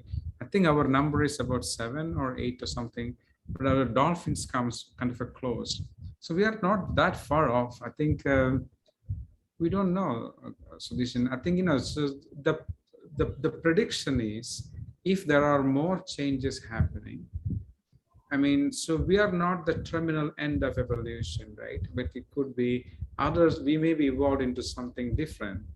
I mean, millions of years. I mean, so it's like our humans are there only for about 200,000 years or so. We are not 1 million years old. I mean, as far as based on this, so there could be changes. I mean, where we may be super creative. I mean, we don't know, right? We could be super creative. Right now, we think that the speed of the light is the limit, and maybe with the other stuff, we will, I mean, we've been constantly progressing. I mean, we are doing things that are quite impossible before, right? 100 years ago, who would have thought that we're going to go to Mars and other stuff? And even though there was ideas, so I think this is kind of a constantly evolving. I think self-realization. I mean, even if we still don't know. Even if you look at it, our senses are not all that much, right? I mean, many animals has better senses than us. So we don't know. Like there's no really a good answer, but I think there will be even more very unthinkable things going to happen. For example, like some of the things like we studied. I mean, teleportation, for example. So we need to think about it. We need to solve the problems. We need to come up with solutions. And so this is for creativity. I don't know whether it's God or we just come up like that. I mean, this is kind of a things like we don't know. There could be another civilization somewhere else, or could be even super smart. I mean, imagine we are now elephants and there something else is there. I mean, that kind of a huge. We cannot think, right? Elephant cannot think about an animal sending rockets to the moon, right? And for us, we don't know. So that's the thing, like But something that is, the number of neurons does not make you smarter. But I gave you an example from the elephants, and there are many other animals that has much more than us. It's all about the wiring, and we don't know the wiring. So now, when the moment we decode the wiring principle, and then there will be a huge explosion of creativity. So at this moment, we don't. ഒരു question കൂടെ. ഇപ്പൊ കുറെ ഇതിൽ നമ്മുടെ finger prints നോക്കിയിട്ട്, കുട്ടികളുടെ finger prints നോക്കിയിട്ട് അവരുടെ ബ്രെയിൻ ആക്ടിവിറ്റി പ്രിഡിക്ട് ചെയ്യുന്നുണ്ട്. എന്തെങ്കിലും അതിൽ കൂടുതൽ ഒരു സയന്റിഫിക് ഇതുണ്ടോ? നമുക്ക് ഡിപ്പെൻഡ് ചെയ്യാവോ? ഫിംഗർ പ്രിന്റ് നോക്കിയിട്ട് എനിക്ക് അറിയില്ല സതീശൻ. സ്കാൻ ചെയ്തിട്ട് ഒത്തിരി പേര് ഇവിടെ കോഴിക്കോടൊക്കെ ഫിംഗർ പ്രിന്റ് അല്ലേ സാറേ? സാബ് സാറേ, അങ്ങനെ ഒരു ടെക്നോളജി അത് തട്ടിപ്പാ സാറേ, തട്ടിപ്പാണ്. അങ്ങനെ പറയാൻ പറ്റരുത്. തട്ടിപ്പൊന്നുമല്ല, ഇതിനകത്ത് കുറച്ച് ഇതുണ്ട്. പക്ഷെ അത് സാറേ ഒന്നുമില്ല. ഇവിടെ ഈ ന്യൂറോ സർജൻസിന്റെ ഒരു ക്ലാസ് ഉണ്ടായിരുന്നു. അപ്പൊ ഇതിന്റെ ഇവാലുവേഷനെ കുറിച്ച് ഞാൻ ചോദിച്ച പറഞ്ഞ് അതൊക്കെ ഓരോരുത്തർ കഞ്ഞി കുടിക്കാനുള്ള പണി ഉണ്ടാക്കുന്നതാണ്, അല്ലാതെ പിന്നെ നമ്മളുടെ കയ്യിലത്തെ ഇത്. അപ്പൊ കൈ എങ്ങനെയെങ്കിലും ഇത്, അതുകൊണ്ട് അത് ശരിയല്ല. ഒരിക്കലും അത് അനലൈസ് ചെയ്ത് അങ്ങനെ കണ്ടുപിടിക്കാൻ പറ്റില്ല എന്ന് പറഞ്ഞു. സാറേ, മോഡേൺ മെഡിസിൻ ആരെങ്കിലും ആയുർവേദ മെഡിസിൻ അംഗീകരിക്കൂ? ഒന്നുമില്ലാത്തതുകൊണ്ടല്ലോ. അല്ലല്ല, ഒന്ന് അംഗീകരിക്കാത്തത് കൊണ്ട് വേറൊന്നില്ലെന്നല്ല. പക്ഷെ ആ ഫിംഗർ പ്രിന്റ് എന്ന് വെച്ചിട്ട് പിന്നെ നമ്മുടെ ഇന്റലിജന്റുമായിട്ട് ഒരു വിധത്തിലും ഇപ്പൊ അങ്ങനെയാണെങ്കിൽ തീർച്ചയായിട്ടും സാറിന് അറിയണം. സാറ് ഈ ബ്രെയിനും പിന്നെ അതിന്റെ ഇതുമായിട്ടുള്ള കണക്ഷൻസ് ആണ്. അല്ലാതെ അവിടുത്തെ ന്യൂറോൺസിന്റെ കണക്ഷനും നമ്മുടെ പിന്നെ ഇവിടത്തെ ഫിംഗർ ജാതകം പോലെ ജാതകമോ അല്ലെങ്കിൽ ഇതോ പോലെ അല്ല. ഓക്കെ, ഒരു യുണീക്നെസ് ആണെന്നാണ് പറയുന്നത്. നമ്മൾ ആധാർ പ്രിന്റിങ് നമ്മുടെ ഫിംഗർ പ്രിന്റ് ഉപയോഗിക്കുമ്പോൾ അത് യുണീക്ക് ആണ്. അത്രമാത്രം യുണീക്ക് ആകുമ്പോൾ അതൊരു സംതിങ് എന്നുള്ള തലത്തിലാണ് അത് പറയുന്നത്. നമ്മുടെ ഓരോ ഫിംഗറിനും ബ്രെയിനിൽ ഒരു പ്രത്യേക പൊസിഷൻ ഉണ്ട്. ബ്രെയിനിന് അത് അവിടെ സ്റ്റിമുലേറ്റ് ചെയ്ത് നമ്മുടെ ഫിംഗറിനാവും. പക്ഷെ അത് വെച്ചിട്ട് ഇന്റലിജൻസ് ആയിട്ട് യാതൊരു ബന്ധവും സോഫാ എനിക്കറിയില്ല. 10 വിരലിന്റെയും അവരെടുക്കും സാർ. ഒരു വിരലല്ല, 10 വിരലിന്റെയും എടുക്കും. ദെൻ അനലൈസ് ചെയ്ത് നമ്മളെ ഫിംഗർ പ്രിന്റ് എക്സ്പേർട്സ് പോലീസിലും മറ്റേ നമ്മളെ വിജിലൻസിലൊക്കെ ഇല്ലേ, അവർ ചെയ്യുന്നത് പോലെ ചെയ്തിട്ട് പിന്നെ കുറച്ച് 100 ക്വസ്റ്റ്യനേഴ്സ് ഉണ്ട്. ആ ക്വസ്റ്റ്യനേഴ്സ് പ്രോപ്പർ ആയിട്ട് വേണം ആ ക്വസ്റ്റ്യൻ ആൻസർ ചെയ്യേണ്ടത്. പ്രോപ്പർ ഇൻ ദ സെൻസ് പക്ക. അത് തിരക്ക് പിടിച്ചിട്ടൊന്നുമല്ല. എത്ര ടൈം എടുത്താലും ശരി, അത് ജെന്യൂൻ ആയിട്ട് ഓരോ ക്വസ്റ്റ്യനും ആൻസർ ചെയ്തിട്ട് വേണം അവർക്ക് കൊടുക്കാൻ. അനലൈസ് ചെയ്തിട്ട് നമുക്ക് തരുന്നാണ് പറയുന്നത്. പറയുന്നു, അറിയില്ല. അല്ല, അത് മൾട്ടിപ്പിൾ ഇന്റലിജൻസ് എന്ന് പറയും. മൾട്ടിപ്പിൾ ഇന്റലിജൻസ് സ്ട്രാറ്റജി ഉപയോഗിച്ച് നമ്മളുടെ ഓരോരുത്തരുടെയും കഴിവുകൾ എന്താണ്, നമ്മളുടെ പ്രത്യേകത്തിലുള്ള കഴിവുകൾ എന്ന് കണ്ടുപിടിക്കാൻ പറ്റും. അതൊരു പുതിയ സ്റ്റഡിയാണ്. അത് ഒത്തിരി സാറേ അതെ, ഈ ഫിംഗർ പ്രിന്റ് എടുത്തിട്ട് അതുമായിട്ട് കണക്ട് ചെയ്താണ് ഞങ്ങൾ കണ്ടുപിടിക്കുന്നതെന്ന് പറഞ്ഞാൽ മറ്റേത് വേറെ പ്രോസസ്സാണ്. ഇത് രണ്ടും തമ്മിൽ ഒരു ബന്ധവും ഇല്ല. പക്ഷെ നമ്മൾക്കൊരു പുതിയ കാര്യം നമ്മുടെ അടുത്ത് ഇൻട്രൊഡ്യൂസ് ചെയ്താലേ നമ്മൾ ഇത് ചെയ്തു. അത് മൾട്ടിപ്പിൾ ഇന്റലിജൻസ് വെച്ചിട്ട് ടെസ്റ്റ് നടത്തിയാൽ നടക്കത്തില്ല. അതുകൊണ്ട് നിങ്ങളുടെ വിരലിന്റെ പിന്നെ ഇതിന്റെ വര നോക്കിയിട്ട് നിങ്ങളുടെ ബ്രെയിനിന്റെ കണക്ഷൻ പറയാമെന്ന് പറഞ്ഞിട്ട് മറ്റേത് വെച്ചിട്ട് evaluation, that is scientific fact ആണ്. വേറെ മൾട്ടിപ്പിൾ ഇന്റലിജൻസിന്റെ ടെസ്റ്റ് കേട്ടോ. അതുകൊണ്ട് ഒന്ന് കാണിച്ചിട്ട് വേറൊരു പരിപാടിയാണത്. Okay sir, no problem. Now it's not the time for arguments. Okay, no problem. Jyotimar sir, yes. Okay, thank you Sabu sir, thank you Satyan sir. Karanam, after a long gap, I am attending a class with a foreign language I am hearing. After a long gap, especially in Kerala area, people are very much reluctant to speak in English. So it's a rare chance, thanks to you as well as our Sabu sir. Then,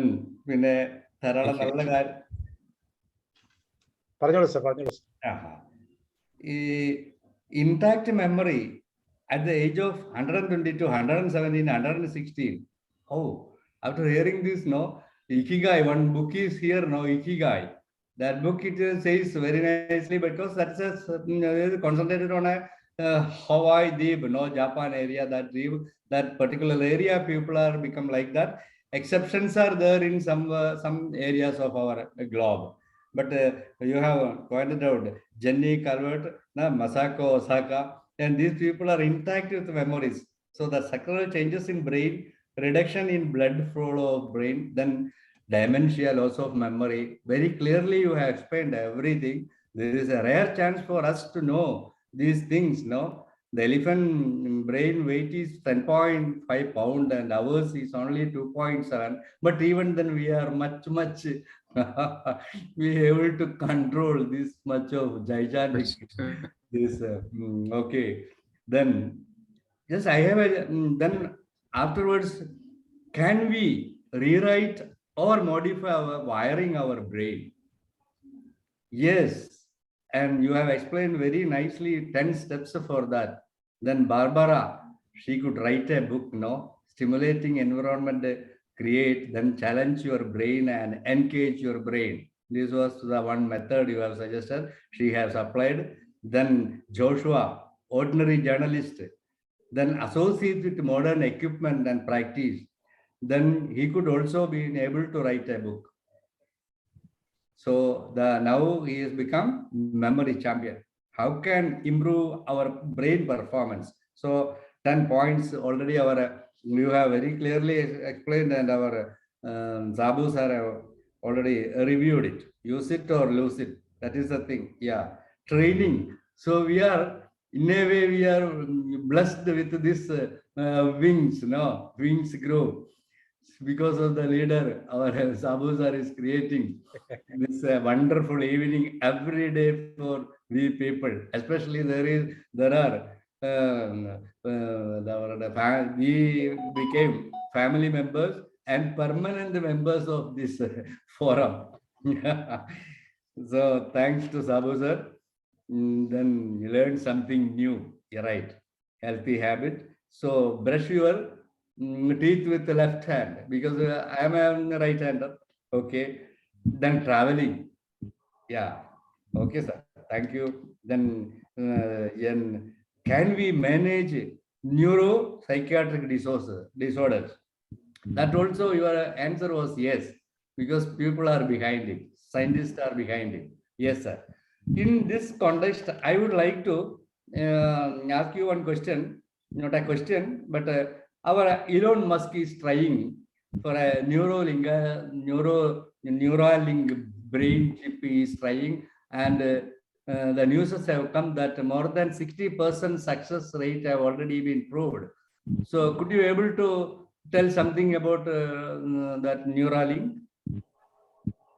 Yeah, so that's the device.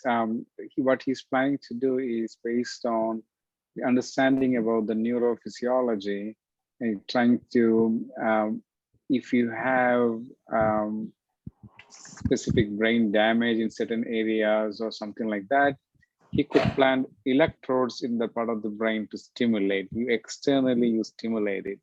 So that's the system that he's trying to develop. So this is, again, it's not a new concept, but what he's trying to do is completely like he has developed his car. Everything was there before. We didn't think like that, but something like this here too. There are, for example, something called the deep brain stimulation. People try for things such as for, diseases such as chronic depression and things like that. So basically, you've been implanting electrodes in a place, in an area, and basically in a controlled stimulation of the brain. This has been in the field a lot, but he's trying to do it in much more efficient way. So one of the challenges, how can you plant an electrode into the brain, living our brain, and so that we can still do it. I mean, this really works though, by the way. Some people who are constantly depressed, I think this happens mostly in depression. They're trying to do a small chip you implant in the brain, and you can externally, if you feel like something like you stimulate it so that you don't feel depressed. I mean, it works miraculously. So he's trying to much more patient tolerating something like that. So that's what he's trying to do. And not only that, along those lines, I also want to tell you, there are people trying to develop some sound, specific waves in certain parts of the brain, and some magnetic therapy, certain magnetic waves focusing on certain parts of the brain to stimulate. So those things are been going on, but there's not really a great result so that it can be marketable pretty soon. Yeah. So there is something related to wild Penfield studies, is that? Penfield studies. Pardon me? There is something related to wider Penfield studies there. The brain stimulating brain, deep brain stimulation. Stimulation, yeah. Okay, sir. Yes. Okay, thank you, sir. Please let us know your telephone number and email. Yeah, my email address is in that chat, I think. Yeah. In chat box. Yeah, it's in the chat box. I can give. Okay, where are WhatsApp. Samu sir, ഞാനൊരു കാര്യം ചോദിക്കട്ടെ. Paray sir. Yes. It was a very informative class. How much percentage of our brain capacity we use for a layman or a scientist? Because there was some discussion about the Einstein was used only the 3% of his brain capacity. Then it was changed into 7%, then 13%, like that. So this is, a little bit controversial about how much capacity of our brain we are using. So do you have any insight can be given for us? Yeah, that's a great question. But we debated about this question a lot. But the answer is we use almost all the brain. It's not like some part of the brain is not kept on reserve or something like that. So that story is not a true story. Like an Albert Einstein. I think so people were really curious about Albert Einstein's brain. So there are two things that's standing out. One is the number of supporting cells. Like the glia and many other things other than the neuron. And second thing they found, they found more of the connections between the two hemispheres. So those are the things. It's not like he used only 10%, we use 80%. It's not like that. We use almost all parts of the brain.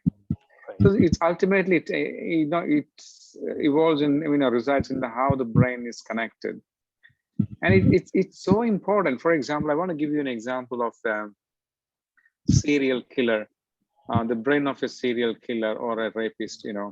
So what happens is that there are areas in the brain, the frontal temporal, the frontal cortex, versus an area for emotions called amygdala. So the connections between them, if it is strong, you become sensitive to pain. That means you will be very empathizing with it. If it's very disconnected, in very, very few connections, you basically become very rough. You really don't care about other people's pain. So that much is important. So for certain things, like, for these kind of extreme things, we have some kind of an understanding that when we have the very weak connections, it leads to certain things. When we have a strong connection, we become emotionally more connected. And for this intelligence as well, probably there may be more connections, but we don't know about. Okay, thank you, sir. Another question I would like to ask, that whether anybody working in an institution about effective learning, memory techniques, because nowadays we are also conducting some research on effective learning through fun, learning through objects, like that. So anybody? None of us are working on effective learning techniques. Something that just came out from the laboratory research is like the interval, instead of the spaced learning, you need to break that spaced learning. For example, you take studies every time around 7 o'clock or 9 o'clock, trying to have a break, the gap, introduce some gap. Instead of 5 minutes or 10 minutes intervals, probably give a 30 minutes interval or something like that to relax a bit more. I mean, and such experiments are kind of very, very hard to do in humans because, we have a lot more regulations and, much larger populations to study and things like that. So there are some principles that we can apply. That's okay. Okay, thank you very much. Sir, you are talking about amygdala. Which is the area to be more connected with amygdala? The frontal cortex. Prefrontal cortex, okay. Prefrontal cortex, yeah. Yeah. Thinking area, sir. Thinking area. Yeah. Thinking brain, okay. Yeah. Roy, sir. Yes, sir. As far as concerned to me, this section gives much knowledge about brain. Above all, your 10 guidelines make much hope to improve our brain. I like to know, sir, any guidelines to break the hereditary matter of dementia? If I know any guidelines? The hereditary dementia, unfortunately, there is nothing you can do. No. There's nothing you can do, because even I lost one of my best friends on a frontal temporal dementia. He was in his 40s, he got the best medical treatment, there's nothing you can do. But all you can do is just plan. Sir, I mean early, before dementia, any practice helpful for the improvement of this thing. Yeah. So I know I have an hereditary factor in me, but I am free of this dementia. But knowing this, any practice for prior to attaining this dementia stage. So this is actually the major problem. So once we pass 50 years old, okay, and we probably will never get hereditary forms of dementia. Okay. Because it has to happen before that. But for the sporadic form of dementia, that's the one what people catches afterwards. It's very difficult. So almost all the clinical trials, lots and lots of money, all failed. So one of the reasons people say is that the treatment starts very late. We need to go very, very early. So we don't know how early we should go. So this is kind of a huge debate, because early could be 10 years before. You know, if you want to do a 10-year study, I mean, you can imagine the complexity of it.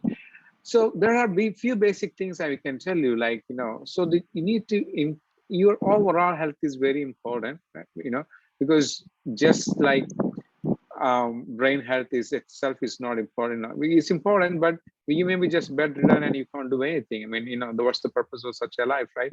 So all these things, you know, moderate amount of weight training, moderate walking, and healthy food and social.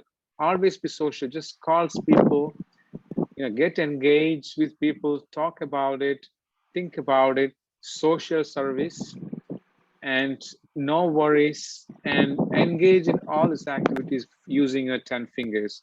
You know, like, you know, you can have agriculture just for you, for someone else. Something easily we can do is, you know, in Japan, what people do, they do a lot of voluntary social work, such as even cleaning the public park areas, teaching free tuition, and, you know, a few mingling, you know, people gather around every week, and all this increase in the social activity.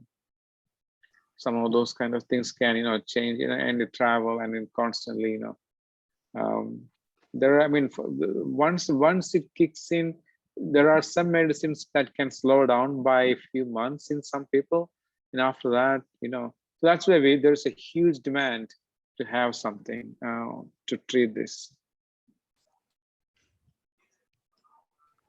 Professor unmute Professor unmute like sound. Yes, sir. Anyway, these 10 guidelines to improve the brain health, it was very useful, and we can direct some others about these things. Thank you, sir. Thank you, sir. Thank you. Balance, sir. Sir, this brain health, is it the power to memorize or dementia? This is the only thing of the brain health. Brain health in a particular situation or particular happening, why a particular person react in such a way. That also is because of the brain health, or is it mind? Whether it is because of the brain or the mind. Mind is different, or the nerve system that is connected to the brain. Yeah, so these are all the parts of the brain function, you know, like your decision making center, and all these things. You know, we just focused today on the memory and the memory loss. You know, I gave you a few examples of where some of these properties are residing. You know, the inferior temporal gyrus, and, you know, an area 21 and 41, something like that, for the auditory cortex or something like that. Most of the decision making is done by the prefrontal cortex areas. It's a very complex sets of neurons there. We didn't actually go through it. I mean, so it's not brain function. It's not just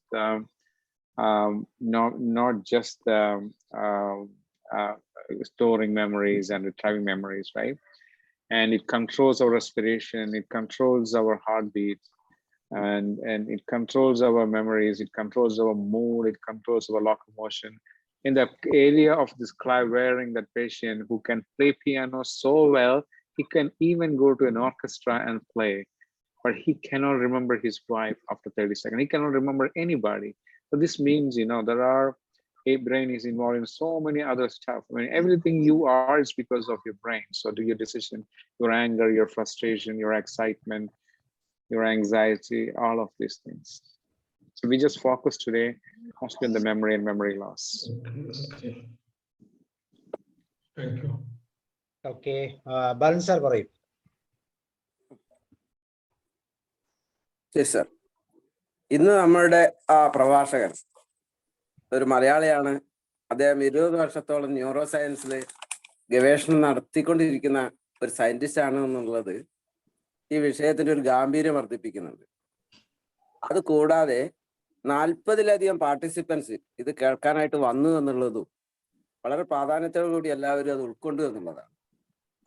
പിന്നെ അദ്ദേഹം പറയുന്ന പല കാര്യങ്ങളും ബ്രെയിനിന്റെ function എന്ന് പറയുമ്പോൾ ഇതിലെ ഈ സദസ്യരിൽ കൂടുതൽ ആൾക്കാരും ആഫ്റ്റർ 50 ശേഷമുള്ള ആൾക്കാരായിരിക്കും. അവരെ സംബന്ധിച്ചിടത്തോളം very interesting to know what he says because he is a scientist and he has worked for more than 20 years in this field in neuro science. അപ്പൊ അത് വളരെ ഇൻട്രസ്റ്റിംഗ് ആണ്. അത് മാത്രമല്ല ബ്രെയിനിന്റെ ഫങ്ഷൻസ്, അതിന്റെ വേരിയസ് ഫങ്ഷൻസ് ധാരാളം അദ്ദേഹം വിവരിച്ചിട്ടുണ്ട്. അതെങ്ങനെ ആക്ടിവേറ്റ് ചെയ്യണം എന്നുള്ളത് പരീക്ഷണാടിസ്ഥാനത്തിലുള്ള തെളിവിന്റെ അടിസ്ഥാനത്തിൽ അദ്ദേഹം നമ്മളോട് വിശദീകരിച്ചിട്ടുണ്ട്. ഇതിൽ പല കാര്യങ്ങളും വിവിധ രീതികളിൽ നമ്മൾ പലരും പറഞ്ഞു കേട്ട കാര്യങ്ങൾ തന്നെയാണെങ്കിലും ഇതിനൊരു പുതുമുണ്ട്. കാരണം നിങ്ങൾ മെമ്മറി യൂസ് ചെയ്യുന്നില്ലെങ്കിൽ you will loss your memory എന്ന് അദ്ദേഹം പറയുന്നത് വളരെ സിമ്പിൾ ആയിട്ടുള്ളൊരു വേർഡാണെങ്കിലും ഒരുപാട് അർത്ഥം അതിലുണ്ട്. പിന്നെ പല കാര്യങ്ങളും ഉദാഹരണമായിട്ട് ഒരു മെമ്മറി ലോസ് ചെയ്തപ്പോൾ ലാസ്റ്റിലും അദ്ദേഹം പറഞ്ഞു അദ്ദേഹത്തിന്റെ വൈഫിന് അദ്ദേഹം 30 സെക്കൻഡ്സ് കൂടുതൽ റിമൈൻഡ് ചെയ്യാൻ കഴിയുന്നില്ല. അതേ സമയത്ത് പിയാനോ വായിക്കാൻ അദ്ദേഹത്തിന് കഴിയുന്നുണ്ട്.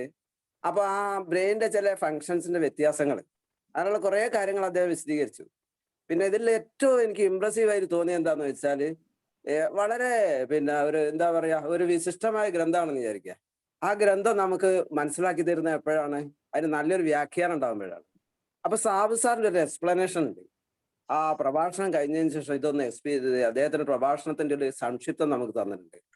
അത് എന്ന് പറഞ്ഞാൽ വണ്ടർഫുൾ ആണ് ശരിക്കും. കാരണം എന്താണെന്ന് വെച്ചിട്ടുണ്ടെങ്കിൽ അദ്ദേഹം ഇത് കണ്ടക്ട് ചെയ്യുന്ന ആള് മാത്രമല്ല, അദ്ദേഹം ഒരു പ്രഭാഷണം കേൾക്കുന്ന സമയത്ത് അദ്ദേഹത്തിന് ഒരു ഫോട്ടോഗ്രാഫിക് മെമ്മറി ആ എക്സ്പ്ലനേഷനിൽ പതിയുന്നുണ്ട്. അപ്പൊ എല്ലാം കൂടി തന്നെ മൊത്തത്തിൽ ഇത് വളരെ യൂസ്ഫുൾ ആയിട്ടുള്ള നമുക്കൊക്കെ ഹൃദ്യമായിട്ടുള്ള ഒരു അനുഭവമാണ്.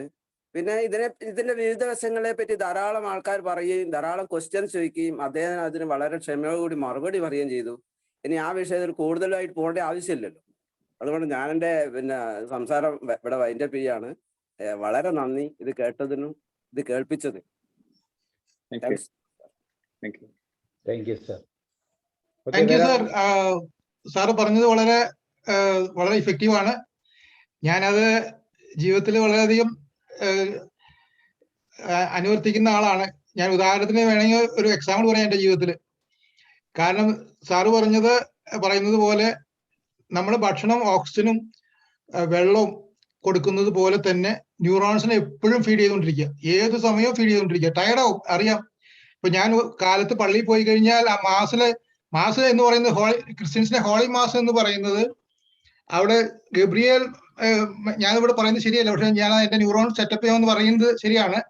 അപ് ടു പെന്റകോസ്റ്റ്, അതായത് ഒരു സീൻസ് ആണ് അവിടെ വർക്ക് ചെയ്യുന്നത്. ലൈഫ് ഓഫ് ജീസസ് ഇത് ഞാൻ എന്നെ ഫ്രെയിംസിൽ കൊടുക്കും. അപ്പൊ എനിക്ക് ഇത് കഴിഞ്ഞു കഴിഞ്ഞാൽ ഒരു ചോക്ലേറ്റ് കഴിക്കണം, അത്രയും ടയർഡായിരിക്കും ഞാൻ. അതുപോലെ ഇപ്പൊ റെയിൽവേ സ്റ്റേഷനിൽ നിൽക്കുകയാണെങ്കിൽ ട്രാഫിക് സിഗ്നലിംഗ്, വാർണിംഗ്, പ്രൊട്ടക്ഷൻസ്, ഇത് മുഴുവൻ ഇതുപോലെ ഓരോ കാര്യങ്ങളും, സാറ്റലൈറ്റ് സിഗ്നൽസ്, ഞാൻ ടെലികമ്മ്യൂണിക്കേഷൻ ആണ്, മൈക്രോസോഫ്റ്റ് ആണ്, ഫിസിക്സ്, ഇലക്ട്രോണിക്സ്, ഇങ്ങനെയുള്ള സിഗ്നൽസ് എപ്പോഴും ഫീഡ് ചെയ്തുകൊണ്ടിരിക്കും.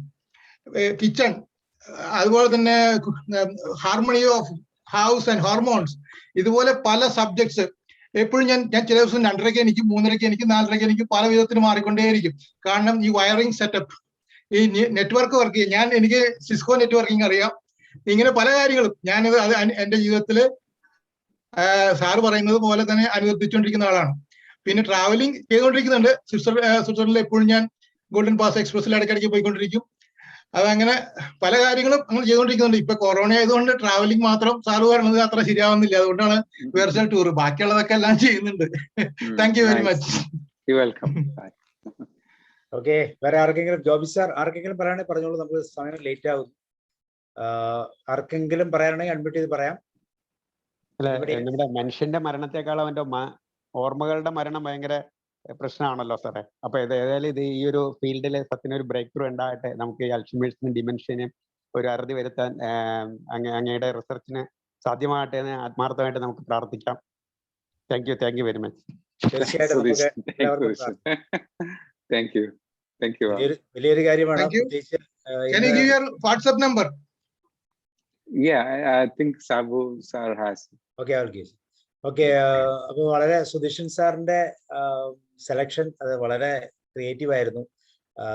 അൽഷിമർ, ഡിമെൻഷ്യ, അതുപോലെ തന്നെ ന്യൂറൽ പാത്വേസ്, ബ്രെയിൻ റീവയറിംഗ്, എല്ലാ തലങ്ങളിലും ഒരൊറ്റ ക്ലാസ് കൊണ്ട് അതിന് വേണ്ട എല്ലാം ഈ വിഷയങ്ങളൊക്കെ നമ്മുടെ ക്ലാസ് ഞാൻ പലപ്പോഴും ക്ലാസ് എടുത്തിട്ടുള്ളതാണ്. പക്ഷെ അതിൻ്റെ അകത്ത് കണക്ട് ചെയ്യാൻ ഞാൻ സാറിനോട് അമിഗ്ഡാല എന്ന് ചോദിച്ചു. അമിഗ്ഡാലയ്ക്ക് എന്ന് വെച്ചാൽ ഏറ്റവും വലിയ ഇൻട്രസ്റ്റിംഗ് ആയിട്ടുള്ള ടോപ്പിക്കാണ്. പക്ഷെ അതിന്റെ ഈ പ്രീഫ്രണ്ടൽ കോർട്ടക്സിന്റെ കണക്ടിവിറ്റിയുടെ കുറവ് കൊണ്ടാണ് ഈ പറയുന്ന മനുഷ്യന്റെ റിലേഷൻഷിപ്പ് നഷ്ടപ്പെട്ടു പോകുന്നതെന്ന് എനിക്ക് മനസ്സിലാക്കാൻ സാധിച്ചില്ല എന്നുള്ളതാണ് അവിടെ ഞാൻ എടുത്ത് ചോദിച്ചത്. അപ്പോൾ വളരെ ക്രിയേറ്റീവ് ആയിട്ടൊരു ക്ലാസ് ആയിരുന്നു. വളരെ നന്ദി പറയുന്നു, വളരെയധികം നന്ദി പറയുന്നു. ഓക്കെ, വേറെ ആർക്കെങ്കിലും പറയാനുണ്ടെങ്കിൽ പറയാം, അല്ലെങ്കിൽ നമുക്ക് വൈൻഡ് അപ്പ് ചെയ്യാം. Anybody else? ഓക്കെ, നിങ്ങളുടെ എല്ലാവരുടെയും പറഞ്ഞോളൂ. Thank you sir. Sabu sir. Hi all. Sathya sir, actually ഞാനിപ്പോ വന്നേ ഉള്ളൂ, കുറച്ചു നേരം ആയുള്ളൂ. അപ്പോൾ എനിക്കൊരു ഡൗട്ട് ഉണ്ട്. ഓക്കെ, അതായത് ഓപ്പർച്യൂണിറ്റി ഞാൻ യൂസ് ചെയ്യാണ് സർ. അതായത് നമ്മുടെ മൈൻഡ് സെറ്റ് നമ്മുടെ ബ്രെയിനിനെ റിലേറ്റ് ചെയ്യുന്നുണ്ടോ എന്നുള്ളതാണ്. Mindset, growth mindset. ഞാനൊരു ബുക്ക് സെർച്ച് ചെയ്യുന്നുണ്ടായിരുന്നു, കാരോൾ ഡക്കിന്റെ growth mindset, fixed mindset എന്നുള്ളത്. അതുപോലെ പിന്നെ അതൊന്നാമത്തെ എൻ്റെ ഒരു ഡൗട്ട്. പിന്നെ ഒരു സെക്കൻഡ് ഡൗട്ട് എന്ന് വെച്ചാൽ നമ്മുടെ ചിലർക്ക് ലോജിക്കൽ പാർട്ട് ആക്റ്റീവ് ആയിരിക്കും, ചിലർക്ക് ഇമോഷണൽ സെന്റർ അങ്ങനെയുള്ളതായിരിക്കും കുറച്ച് ആക്റ്റീവ് ആയിട്ടുള്ളത്. അപ്പോൾ അത് നമുക്ക് ഈ ഏതാണോ കുറവ് ഇരിക്കുന്നത് അത് നമുക്ക് കൂടുതൽ ഡെവലപ്പ് ചെയ്യാൻ പറ്റുമോ, അതെങ്ങനെ ചെയ്യാമെന്നുള്ള കൂടെയാണ്.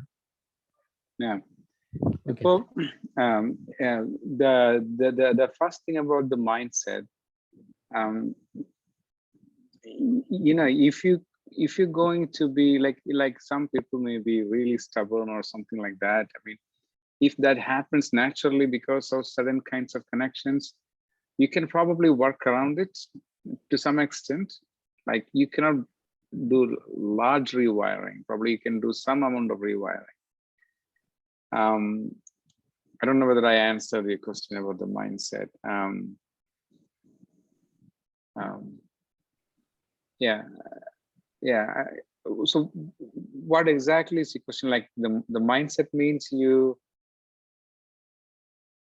what's kind of there? I mean, you can have an angry mindset, you can have a happy mindset, you can have something else. I think if you're imagining like kind of a state of mind, and probably you can work around it, you know, with your influence, with counseling, or with, you know, with enriched environment and things like that, you can. And for your second question, you know, like somebody who is, you know, artistically talented, can they have scientific talent, or whether a scientific talent can have an artistic talent? To some extent, yes. For a larger change, probably you have to work really, really hard. And sometimes you won't be able to do that as well. For example, I mean, we can imagine, you know, some of the greatest artists of all time, you know, like, you know, Mozart and, you know, and Beethoven, for example, of this, the composers. There are many other people came and they did really work really hard. Even myself, you know, I'm really working hard, but I'm not. My mentor is a Nobel laureate, but I'm not becoming like him. There is a limit, but ultimately, what we need is we don't want it to become like someone else or what, you know. So there are ways that you can change, and there are ways that you cannot change by practice. I want to give you one example. Like this is actually by Oliver Smith. He's a professor. He used to be one of my professors in New York. So in his book, he's called Musicophilia. So he's a neurosurgeon. I mean, he has a lot of patients. He's a neurologist. So one of his patients who actually don't like music at all, okay, and he fell into onto the ground in the swimming pool. Actually, he hit his head very badly on the swimming pool. The doctors took him to the hospital. I mean, friends took him to the hospital, and he had a head injury. And after some time, in few weeks, several weeks after his recuperation from this accident, he developed love for music. Till then, he didn't have anything about music. This is a real case, and these are not made up stories. And he started to play piano, and he could play piano like anything. And Dr. Oliver Smith, what he did was he tried to study his brain. So what happened was during this injury, there was part of the brain that was kind of injured, but that was close to the area where the music abilities are residing. And the neurons just grown into that area and made some new connections. And then that actually led him to in developing a completely new ability in music. This is an example, right? This is kind of, but you don't know where to hit with the hammer. That we don't know. So what we do, we don't do anything. We just work hard. And there may be an optimal level that you can go after, then you be satisfied with that. But if you're really passionate about something, you can. There's a famous scientist named Richard Feynman. He's a physicist. He got Nobel Prize for the quantum electrodynamics. People asked him, what makes you Nobel laureate and why many people are not? And what he said was, he's very humble, but what he said, if you're really, really passionate, you're really, really, really passionate about it, you're going to work so hard and you're going to get it. So the problem is, for example, I like music, but I can only go so far. Maybe I'm not doing myself the very best thing I can do. So that's the limit, Okay, thank you, Satya sir. You're welcome. Okay, അപ്പോൾ വേറെ ആർക്കും സംശയങ്ങളൊന്നും ഇല്ല എന്ന് വിചാരിക്കുന്നു. അങ്ങനെയാണെങ്കിൽ നമുക്ക് എല്ലാവർക്കും സത്യനാരായണൻ സാറിന്റെ ഓരോ റിസർച്ച് പ്രോജക്റ്റിനും വേണ്ടി പ്രാർത്ഥിക്കാം. വളരെ വണ്ടർഫുൾ ആയിട്ടുള്ള റിസൾട്ടുകൾ വരട്ടെ. തീർച്ചയായിട്ടും ഒരു പ്രസ്റ്റീജിയസ് ആയ മൊമെന്റിന് വേണ്ടി ഞങ്ങളും കാത്തിരിക്കുകയാണ്. Where are you originated in Kerala? Cherpalasheri. Oh, that's why elephants ornaments are keeping it at your home. My brother, yeah. Okay. അപ്പൊ എല്ലാ നന്മകളും നേരുന്നു, എല്ലാ ആശംസ നേരുന്നു. പറ്റുമെങ്കിൽ സമയമുള്ളപ്പോൾ ഞങ്ങളുടെ കൂടെയൊക്കെ ഇടയ്ക്കൊന്ന് വരിക. ഇതുപോലെ ഏജിങ് എന്ന് പറയുന്ന ടോപ്പിക്ക് ഞാൻ സാറിന് പറഞ്ഞിരുന്നു. പറ്റുമെങ്കിൽ സൗകര്യം പോലെ കേട്ടോ. പക്ഷെ നമ്മുടെ ടൈം, സാർ അവിടെ ചെന്ന് കഴിഞ്ഞാൽ ടൈം ഒരിക്കലും മാച്ച് ആകത്തില്ല അല്ലേ? It's very difficult. I can work around sometime. Okay, അപ്പൊ തീർച്ചയായിട്ടും ഒരിക്കൽ കൂടി നന്ദി അറിയിക്കുന്നു. സുധീഷൻ സാറിനും പ്രത്യേക നന്ദി പറയുന്നു. നമുക്ക് ഓരോരുത്തർക്കും ഒരിക്കൽ നന്ദി പറയുന്നു. And നമുക്ക് മൈൻഡ് അപ്പ് ചെയ്യാം. Thank you all. Thank you. Good night. Bye.